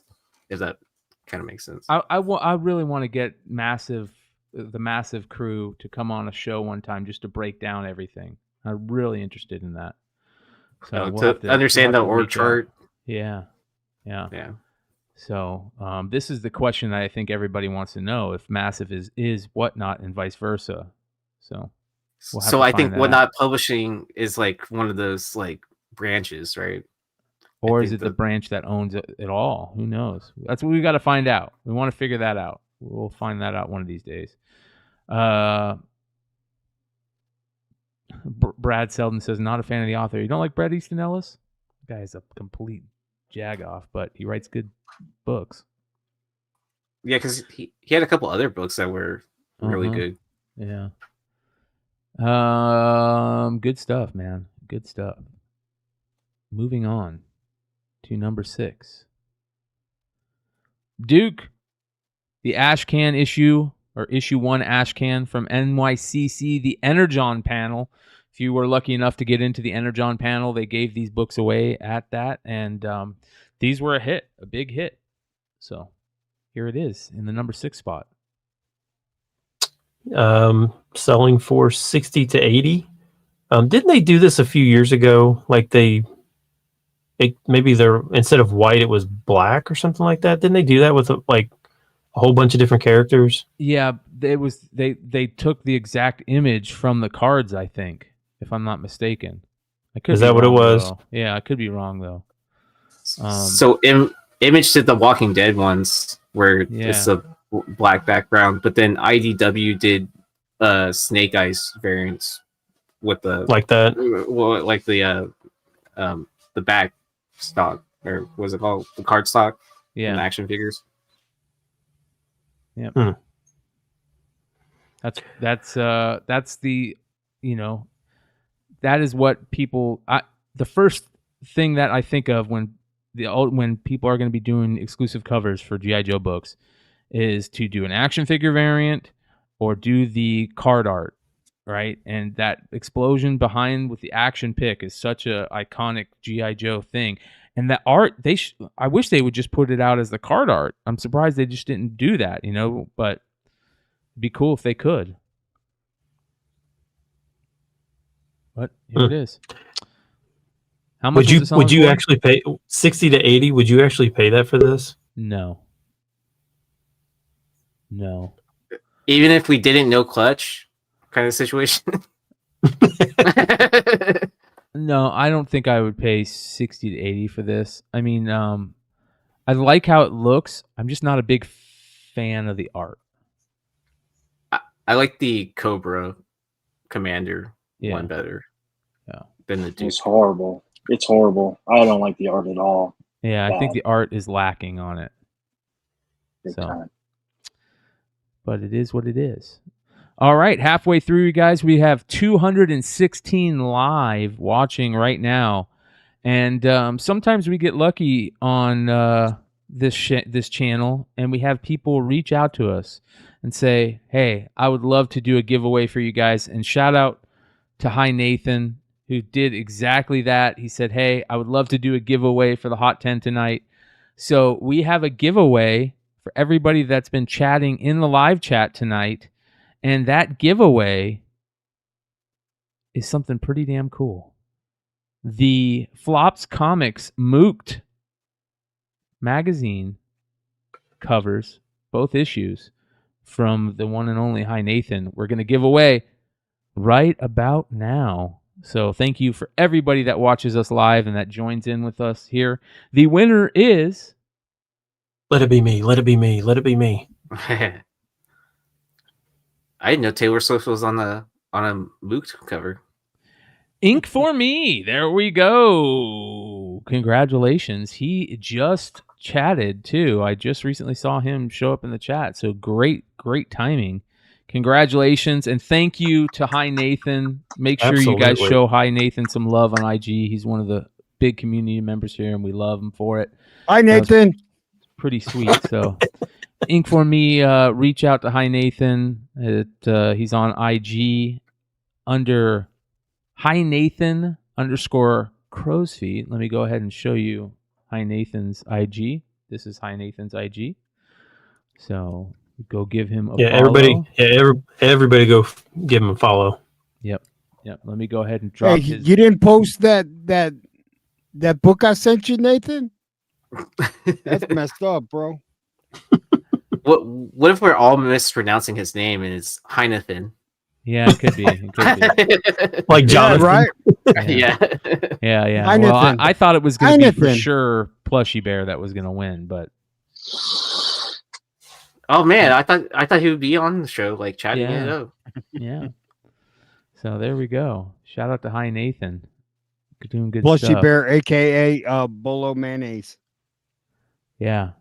So shout out to everybody that watches us live and that joins us. There's Hi Nathan. Look at that. Jack the Mayonnaise. There's Hi Nathan. He's in the chat. Good stuff. All right. Here we go. Next. At number 5. Batman Adventures issue number 12, the Will Jack 30th anniversary reprint Virgin variant. No, not the right one. Not the right one. Not the right one. Which one? The Batman Adventures, the original cover foil. Oh, that's not limited to 50 though. I didn't say it was limited to 50. It said 500. Oh, 500. That's not limited to 500. 500. That's what it says. That's what it says it is. Man, I am not on the I don't know today. Hold on here. But I will say that I probably like the Will Jack one better. At least it's different than just taking an original cover and making it foil. Yeah, so, let me show you which one. I don't like how people do this. Just taking old covers and... It was 500 that was recently released. Yeah, probably. On the next batch, you know.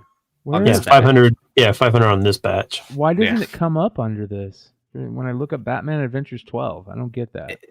Is this the one that's the foil from like Mexico? Is that why? No, this was NYCC. Oh, okay. Apparently this one was not advertised. Why isn't it coming up? Oh. Calling to vote right now. Hey Matt, you're missing it. Oh, I should have muted it first.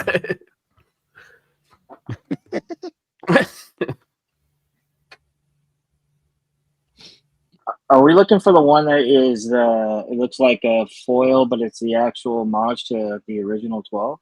Yeah, it's just the original. It's the original cover foil. Yeah, I see it. Oh, it's limited to 500. You're right.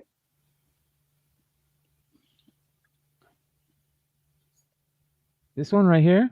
This one says 2023 Mexican foil edition limited to 1,000. It's not Mexican. Not Mexican. It's not Mexican. Which is crazy because now you got Mexican foil, you got American foil, we need Canadian where'd foil. You find it? Can you send me a link to that? I just saw it on eBay, but let me What is it? The Mexican aluminum foil. Oh, foil in my CT. The aluminum foil variant, vato. It basically took the barcode off of everything. Here, It's shiny, you see. I'll just snip it. There it is. Yeah, you got it. Oh, he's got it. That's it. You got it up. In the private No, chat? this is so the one that we're showing right now is the one for Mexico. That's the Mexican. No, yeah. So this. Hold on. Right there. I just clicked Right on. here. Yeah, there you go. There you go. Looks kind of oily. Oh, so they took out the barcode. Took out the barcode. What crap? That's garbage, dude. And then they put the newer absolute DC logo. garbage. Yuck. That's bad. Oh my gosh. God, that is yuck. Well, That's why I said I don't necessarily like care for the Will Jack cover, but at least it's just like a normal. Like this is just lame. Like this is so lazy and just basically just saying I'm just going to pick any book and foil it. And foil it. It's just it's awful. It's. You want it back up, Brian? yeah, I got it. I found it. All right. I call that book caca. I just don't know what. I don't know who's buying them. Caca. Like how many times can you foil a book? What if it's that... triple foiled? Here's the problem with the foils these days. It's not necessarily that there's too many of them. It's that they're so bad. They are either no reason to be a foil book. The foil is super dull. It doesn't look good. It's very scratchy. The foil that they use today is crap compared to the foil that they used 10 years ago. It's so dull, it's bad. It's very bad. There's no reason to even call it a foil book if it doesn't look shiny, okay? Yeah. I'm sorry. I agree. I can't wait until embossed covers come back out again. Man, how much is it selling for, Stein? Hundo. Wow. What? Yeah. Does anyone know what the buy-in was? I'm assuming $40 or $50, right? Probably. I mean, and you think about it, I mean, and look, so Mag Daddy says, you know, is it really any different than the other ones that they did? No, it's not. It really isn't. Do I necessarily fault the retailers for doing this? No, because they're in the business of making money. They don't care. Their job is not to print what they like. But print what will sell. Right. Yeah, they put out what people will buy, and until we stop buying these, they're going to continue to put these out. I just don't understand. As a publisher, now again, DC doesn't necessarily care, but in the short term, like they're looking at short term gains, like, oh, sure, we'll do these because we're going to make money off of this. But in the long run, it makes you as a publisher look cheap and like all you're doing is money grabs. Like it all comes back to DC, all comes back to Marvel, whoever's allowing them to do this. It really comes back to them, not necessarily the retailers themselves. They're going to do what they need to do to stay in business. But these publishers should be like, no, we're not making 87 reprints of BA12 and doing a foil in every country. Here's something interesting. It also has to do with us, right? The consumer. We have to quit buying these things, right? If you don't, that they'll like Stein said, a smart retailer is gonna do what sells. That's the whole point. And anything that you can do to make it stand out or cool or original is just cherries on top. But the interesting thing is, I think that's starting because I had a couple people who are sellers on third-party apps, we'll say Whatnot and eBay Live and IG, that reached out to me and said they were given books to sell this week that were the hot quote-unquote foil books, like the style that BTC has been doing where it's just a logo and a foil background, and they couldn't sell them. They couldn't sell them.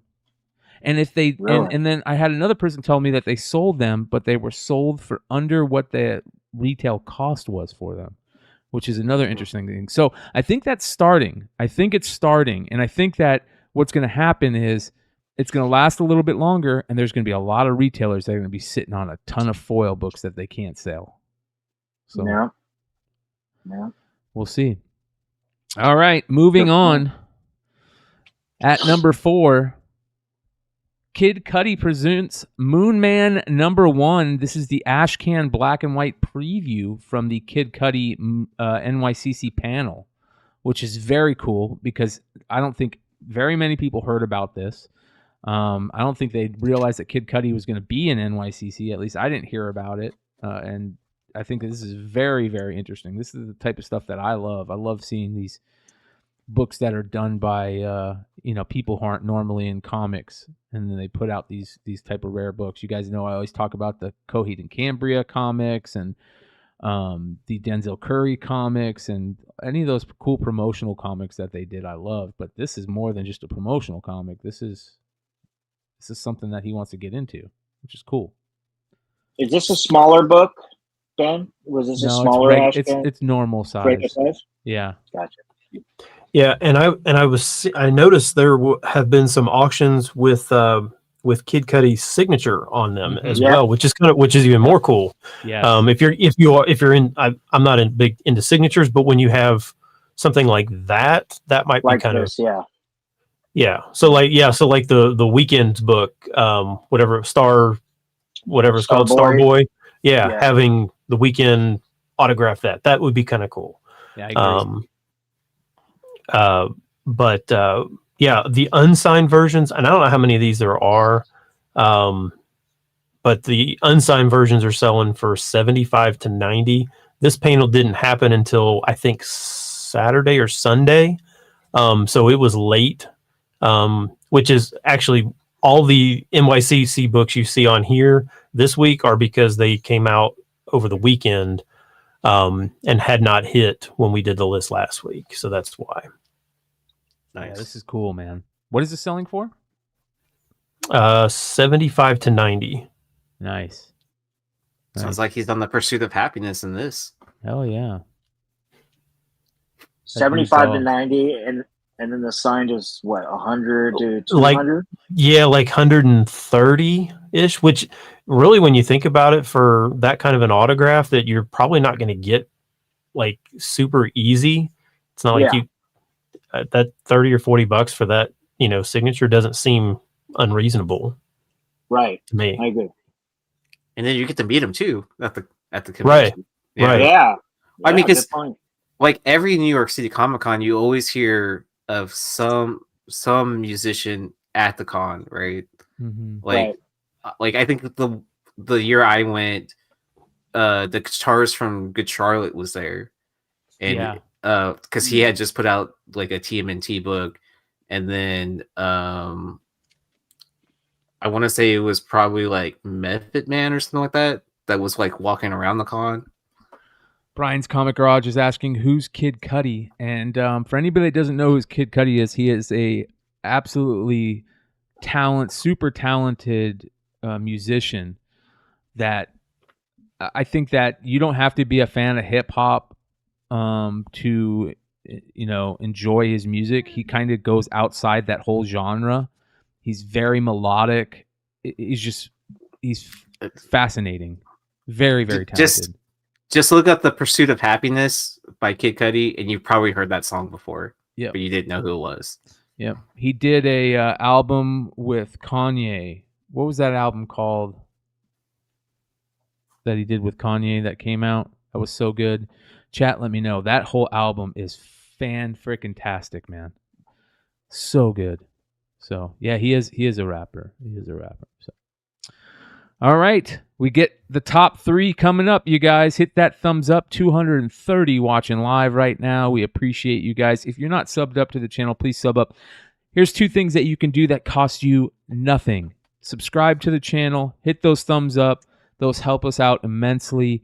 And if you really love what we're doing, check out all of our stuff. We all have our own projects that we work on, and we all work together and do cool shit. So if you like what we're doing here, you probably like what we're doing in other places. You can find all that information in the description below. Let's get into the spot at number 3. Transformers number 1, the Scotty Young web store variant that was limited to 1,000, and he announced just yesterday, I believe, yesterday or the day before, that he is going to be doing one of these as a virgin foil variant because he liked how well the regular foil variant that Clutch did looked. So shout out to Scotty Young, doing big things, not only doing these Transformers covers, but he's doing a Batman cover too, for the first time doing DC characters. Nice. That blew me away, like that he'd never done a DC, and I didn't even think about it. Like it just seemed like he had to have done one before, but he's the #1 cover artist in the game. #1 when it comes to getting money, putting out the books.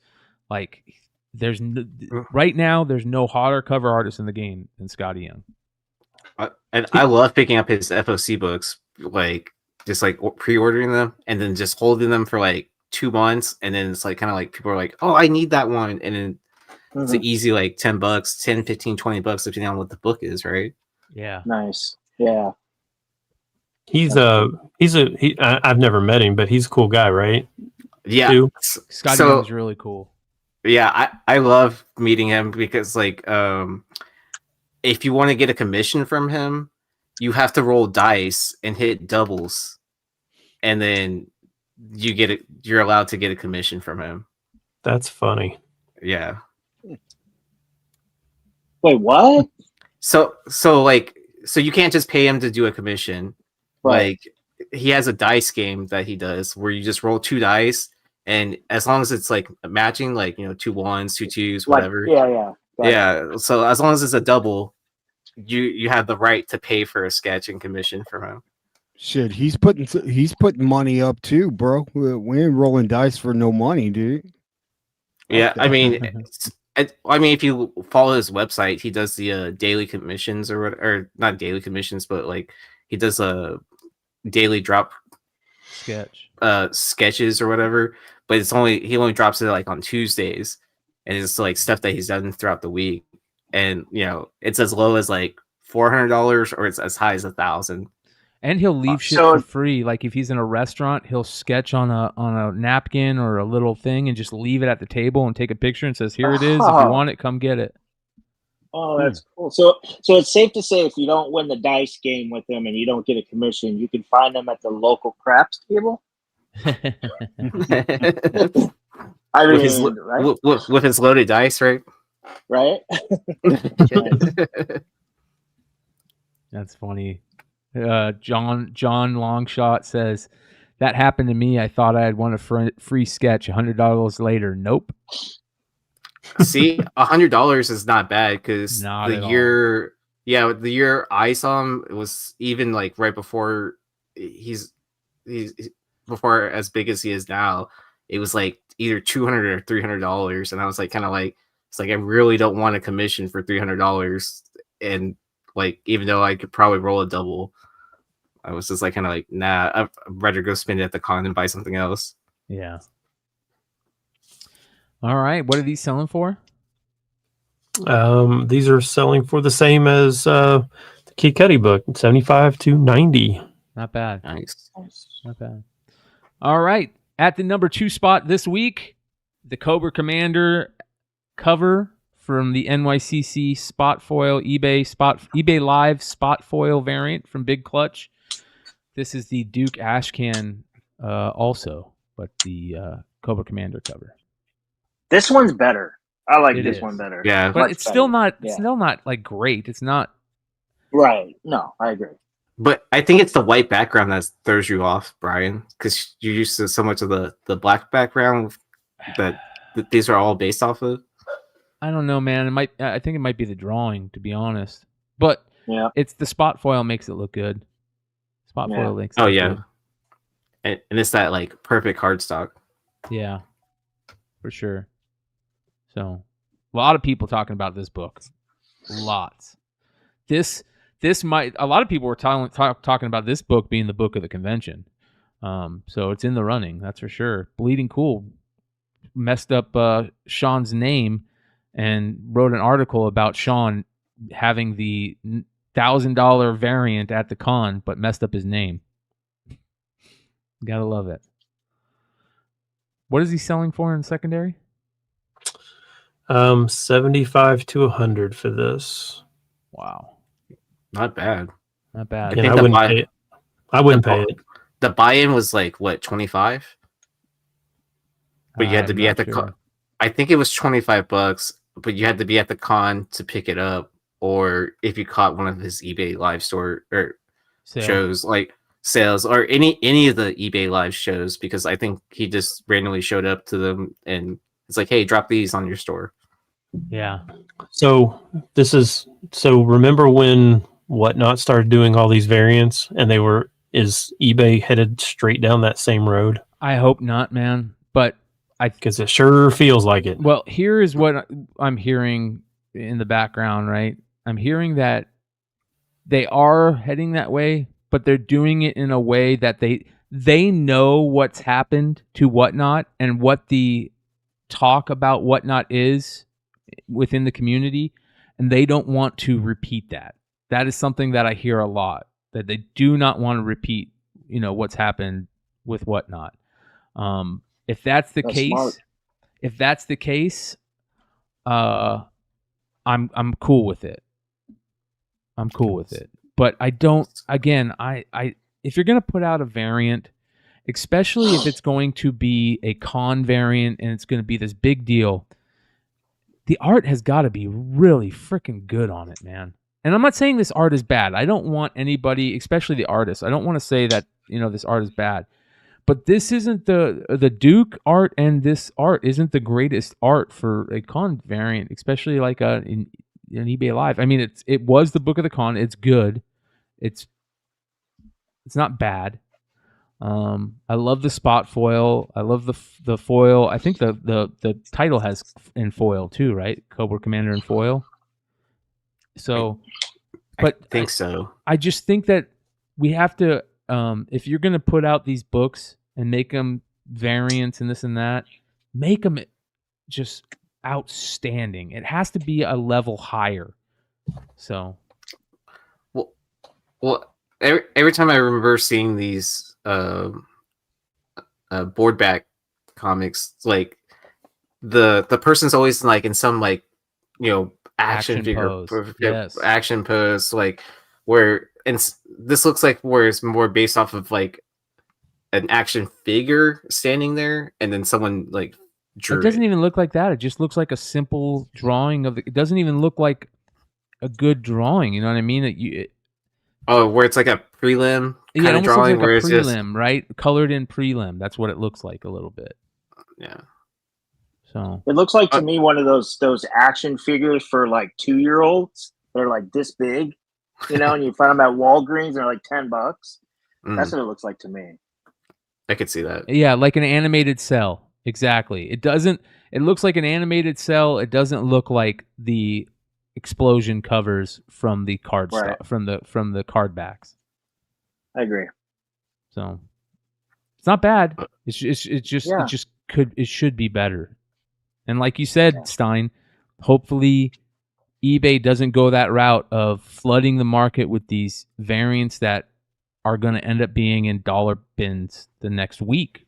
So they're going to do every single G.I. Joe in this style. So that's going to happen, whether we want it or not, right? There's going to be probably Image is going to be doing exclusive. I asked Clutch about that. I said, is Image going to be doing, are we going to see nothing but these coming out just like this? Is going to be a run of this? And he said that, I think he mentioned that Image is actually trying to hold some, some of that to the side so there isn't a ton of them.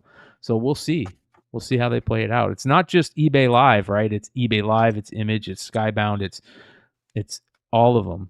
And especially these con variants, we hold these in such high regard. Look how we talk about certain con variants from the past. There are the biggest books, some of the biggest books in our hobby, and they need to be considered that. They need to be the JSC Black Panther 2 variant. They need to be the Peach Momoko Stan Sakai variants from San Diego. They need to be that good. Yeah. So,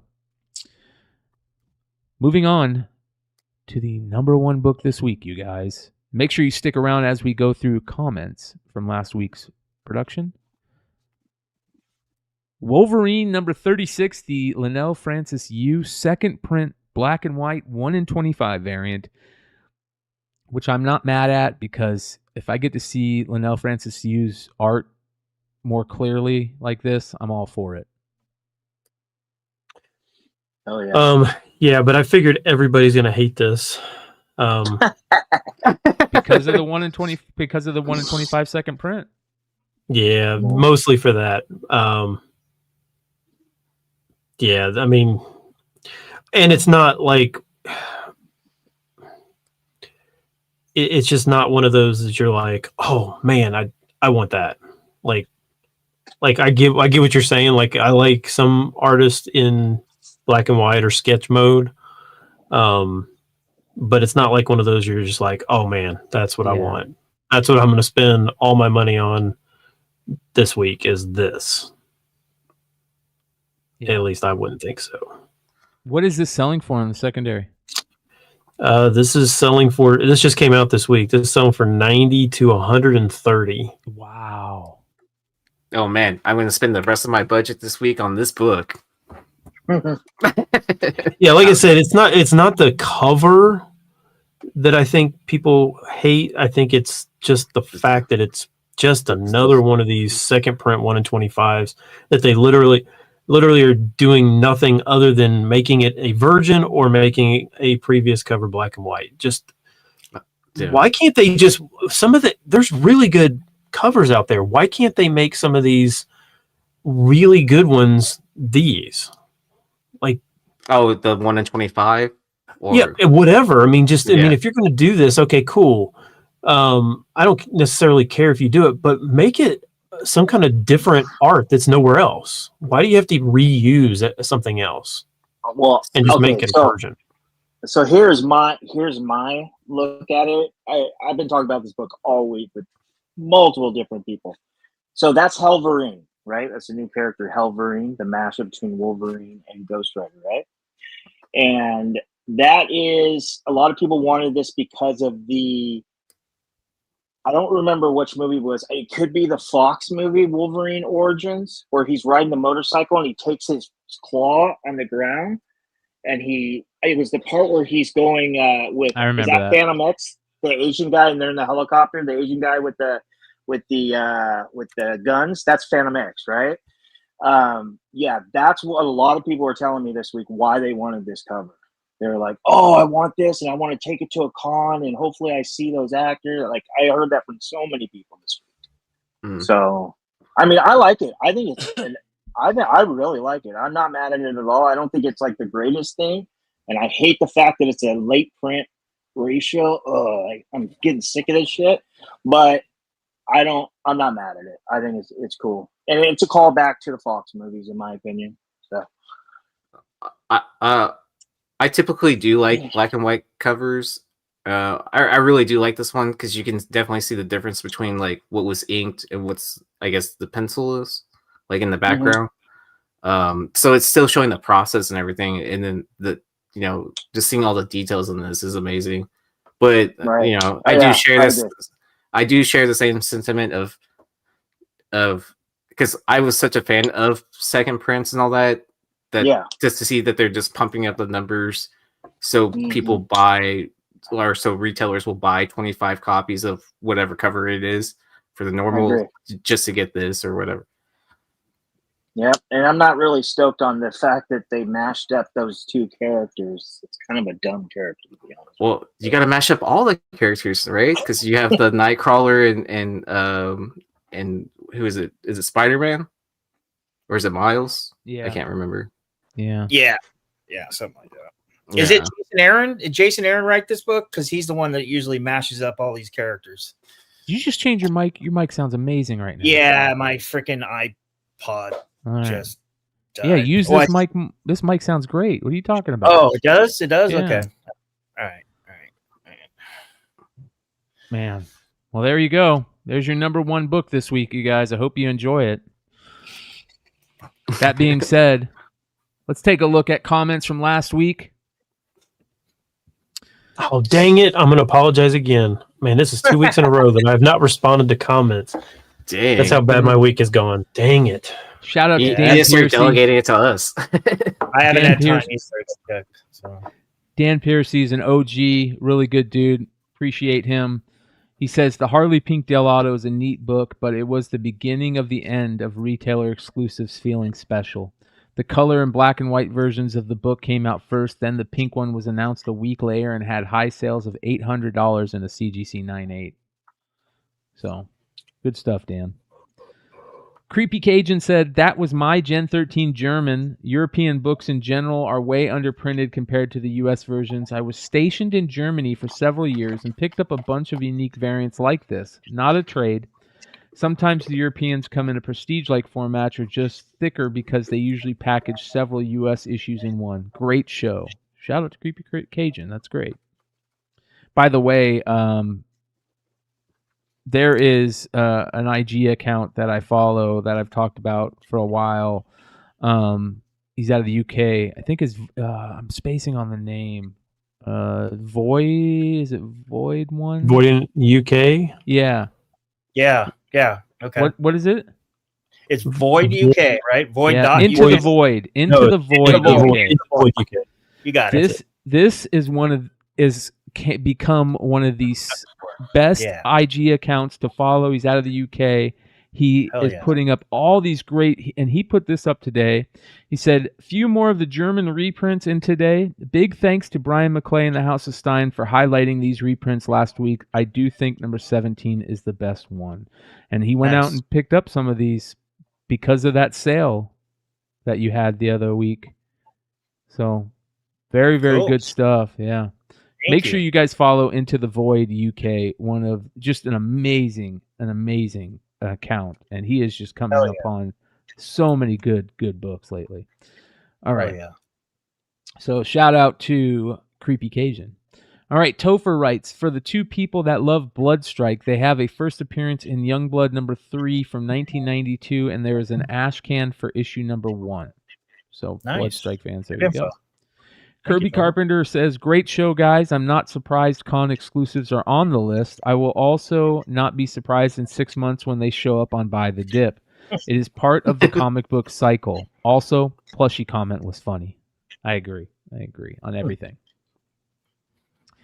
Tracy says, I love my pink Harley Quinn. I collect Del Auto, got mine triple signed by Connor Palmiotti, and forgot the third person, all in pink paint pen. That's actually kind of cool. It was by Comic Exposure and was said to have limited run of 800, but had damages. One of my favorites. and mine is a 9.8, CGC 9.8. So congratulations to Tracy. That's cool. Tracy Duchesne. Mad Respect says, Brian is so right about the battle damage Joker cover, uninspired to an all-time classic banger of an issue, Batman 251. I'll sooner wait for an eventual DC facsimile edition of the classic Neil Adams original. Yeah, man. I wish they wouldn't do these recovers. I wish they wouldn't reprint facsimiles either. What's in your stack says, about those 3 sales of the Mid-Ohio Con Hughes books, a fellow in a Facebook group called Madam Hughes Fanatics unearthed a stack of them and sold them within the group at a great price. Go figure, a few of those Hughes Fanatics turned out to be flippers. LOL. Always. Always. Michael Beal says, great show. I have to work overtime Saturday, so couldn't watch live, but I'll catch the replay on YouTube. Thanks for highlighting my comment from last week. Well, thank you for commenting and watching. We appreciate you, brother.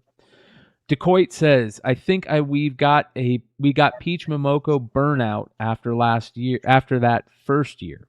Artists will milk battle damage variants if they had prior success. That's the way it goes. It's a cash grab, nothing else. Agree. Leverage Comics says, I really like Batman 619 cover A and the Jim Lee wraparound. First Tommy Elliott as Hush. 609 is the first Tommy who later becomes Hush. Yep. And then 5 minutes ago, Fat Mamba wrote, best line from SLC Punk, quote, I didn't sell out, I bought in, end quote. I agree.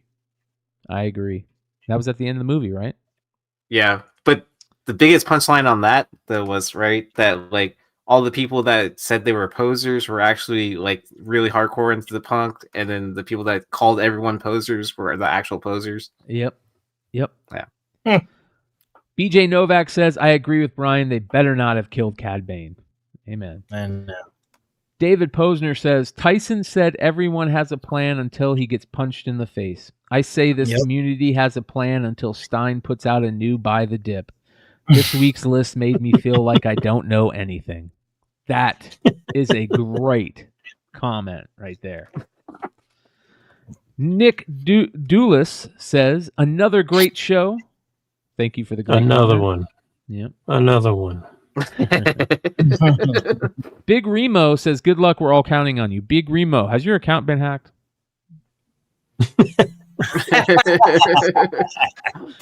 Leverage Comics says, just watch the replay. Where can I pick the Hughes Whatnot April cover? Where can I pick up the Hughes Whatnot April cover? That was not a Hughes April cover. It was a Art Adams April cover, and it wasn't a Whatnot variant, I don't think. It was a Whatnot variant? Well, I think Art Adams was it him, or was it the retailer that was having a show on Whatnot? And there was actually people, you could have picked those up for like $15. Yeah. It wasn't a Whatnot variant. It was just a book that they sold on a Whatnot sale. It was a Whatnot variant with SMZ Comics or whatever. It was like, because you remember how Whatnot announced, we're doing 100 variants. Well, like 50 of them were like TMNT books. Oh, so yeah, but yeah, Stein was right that, because I picked up one for $15. Like, good. You didn't think of me? I picked up 3, so good. I picked you thought up of 3, me too. Awesome. Yeah, so I have I promised one to someone already. So you get none. So I have one extra. Yeah. So I'll let you and Brian fight over it. No. Iman Tony says, why some booby books hold their value more than some key books? The new collector doesn't read books. They're just straight cover buying. And that's true. And I don't have a problem with that. I don't have a problem with that. Me neither. As long as they read it at least once. Yeah. Yeah. Shout out to As long as I'm reading books, that's all I care about. Big Remo says, nope. LOL. Big Remo, an OG. Rain in 3 says, for the peeps belly aching over the depressed pricing in this down market. Hold on. Where's that coming from? Is that coming? You guys hear that? I did hear that. I heard it that time. For the peeps belly aching over the depressed pricing in this down market, go get some Tums. First of all, market bottom and markets double. First of all, markets bottom and markets bubble. So read the market and adjust. Second, if you believe in spec books and are underwater, buy 1 or 2 more in the next 6 months, as your price cost average just got trimmed by wise investing. Third, I will be here all week and beyond. Shout out to Rain and Threes who just put that up an hour ago. Much love, man. Tiny Dan says, cannabis rules, baby. No audio to start the show. Yeah. Sometimes that cannabis rules a little too much. Robert Weir says, LOL Red Hood at the 34-minute mark. I just can only imagine what Red Hood was doing there. Lord of Brooklyn, well, let's see. What was he doing? Oh, it won't let me check. It won't let me do it. All right. McClay, you have allegedly been cited driving a vehicle with the custom license plate Plushy Bear 420. Is this true? P.S. Don't lie to me. I wish it was true. If it was, I'd have an Avengers #1 to sell you, buddy. Kev, well, you could probably actually get your door fixed by that point then, too. Yeah. Kev says, none of these books will be worth anything in the future. No idea why people keep spending money on these when they can wait a while and get it dirt cheap. Yep, for the most part, you're right. FOMO is a mofo. BJ Novak says, who's the thin dude that sounds like Mighty Mel? Congrats, bud. And that is true. Mel looks good. Just lost a lot of weight. Looking good, man. Tiny Dan says, yes, Hood, Berserker does suck. PU stinks. And let's see here. This says Eddie Braun says, I love the show, but it's best when you watch with the sound down. Yee and Red Hood bring your show down. Just a bit of constructive criticism. Get a thumbs down from me. Why would Yee and Hood bring the show down? Let us know how that is. Yeah, what are you talking about? I agree. I don't mind constructive criticism, but let us know how. Or why. Yeah. Or why. Yeah. So, if we thought they brought the show down, they wouldn't be here. We love them. Right. That's why they're here. So that's right. Well, we kicked Joe off. So yeah, I mean Joe's only allowed to be here for a part of it. So, If someone sends me a link to show up to a podcast, I'll jump on. That's all I'm saying. Hell yeah. That's why we love them. That being said, you can catch YeeZee Yee on every other podcast and live in concert coming up here soon. Where? November 8th in Houston and Sunday, November 25th in Austin. So there you go. I will post pictures of the flyers on my IG. November 8th, you're going to be celebrating the Astros World Series victory. Oh yeah, I mean, because I always got to wear an Astros hat when I'm playing a show and stuff like that. So yeah, boom. So if you guys want to check out Yee's band, the link is in the description below. Buy some merch and go check him out live and say hello to him. Tell him how much he rocks. Texas tour, Texas and Oklahoma tour next summer. There we go. Richie's also dropping new content on Spec Media. Make sure you guys go sub up. You can find the link below. Let's get him to 1,000 subs ASAP. He's very, very close. We got to get him there.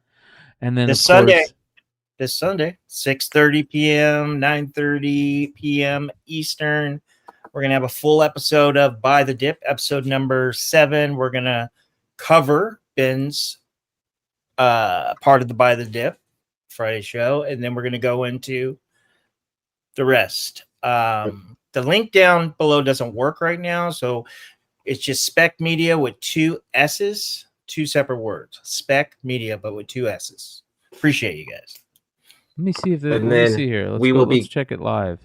Let's see if we will be giving this away on Richie's channel to help him. We're figuring out all the details still, but thank you, Heineken Jones channel. Yeah, Heineken Jones. Yeah, that's right. I need to get with Aaron and Heineken Jones, and we need to figure this out. I'll probably hit you up this weekend, Aaron. Okay. Yeah, you can just give me a call, and then we can figure it out. I will fix Same that. with Joe's. Same with Joe's. I'll fix that. I don't know why it keeps doing that, man. Yeah, it is kind of strange. I thought it is strange. So I think McClay's sabotaging you on purpose. So thanks to all 157 that stayed with us till the end, by the way. Yeah, and anybody else who I'm going to hopefully have a website up maybe this week, where I will at least post the list there. I know like Bronze Age Nerd was asking me. He was like, "Are you going to post this somewhere?" Because he does his little like reviews or whatever. Yeah, and there's nothing in print for him to base it off of. Yeah, to use the graphics and stuff. So I'm not doing it because of Bronze Age Nerd. I'm just saying that other people don't want to sit and watch necessarily a 2-hour show or 2.5-hour show. Let me comment on that. I know Bronze Age Nerd. He's a good guy, very, very talented content creator, very intelligent. But there's a few YouTube channels and shows that review Ben's lists among other lists and give their own 2 bits about what they think about the book, and also Ben or whoever's list key collector, whoever, what their comments are. I'm going to say this right now. Bronze Age Nerd puts a lot of time and he is very accurate in his statements. He does the research. He just doesn't throw it out there and go, wow, I don't know why. He does the research and he's very intelligent. So I highly recommend watching him. It's kind of like a reverse engineer of our stuff, but I really like it. It's positive and it's great for the community. Nice, brother. Let's see if this fixed this issue. Great for the community. I think I might have fixed it, but we'll find out here. Boom. It is fixed. So you guys can now go and check out Richie's channel. Boom. It is fixed. So the Matrix. As I'm putting a big hook in there. You guys can see the links now, and click on the link and it'll take you to Richie's page. So there you guys go. Thank you, brothers. No worries. We got to get that fixed. All right. Much love, you guys. We'll see you tomorrow night. Modern Comic Mayhem, 10 p.m. Eastern, Beyond Wednesdays. Much love. Adios. See you.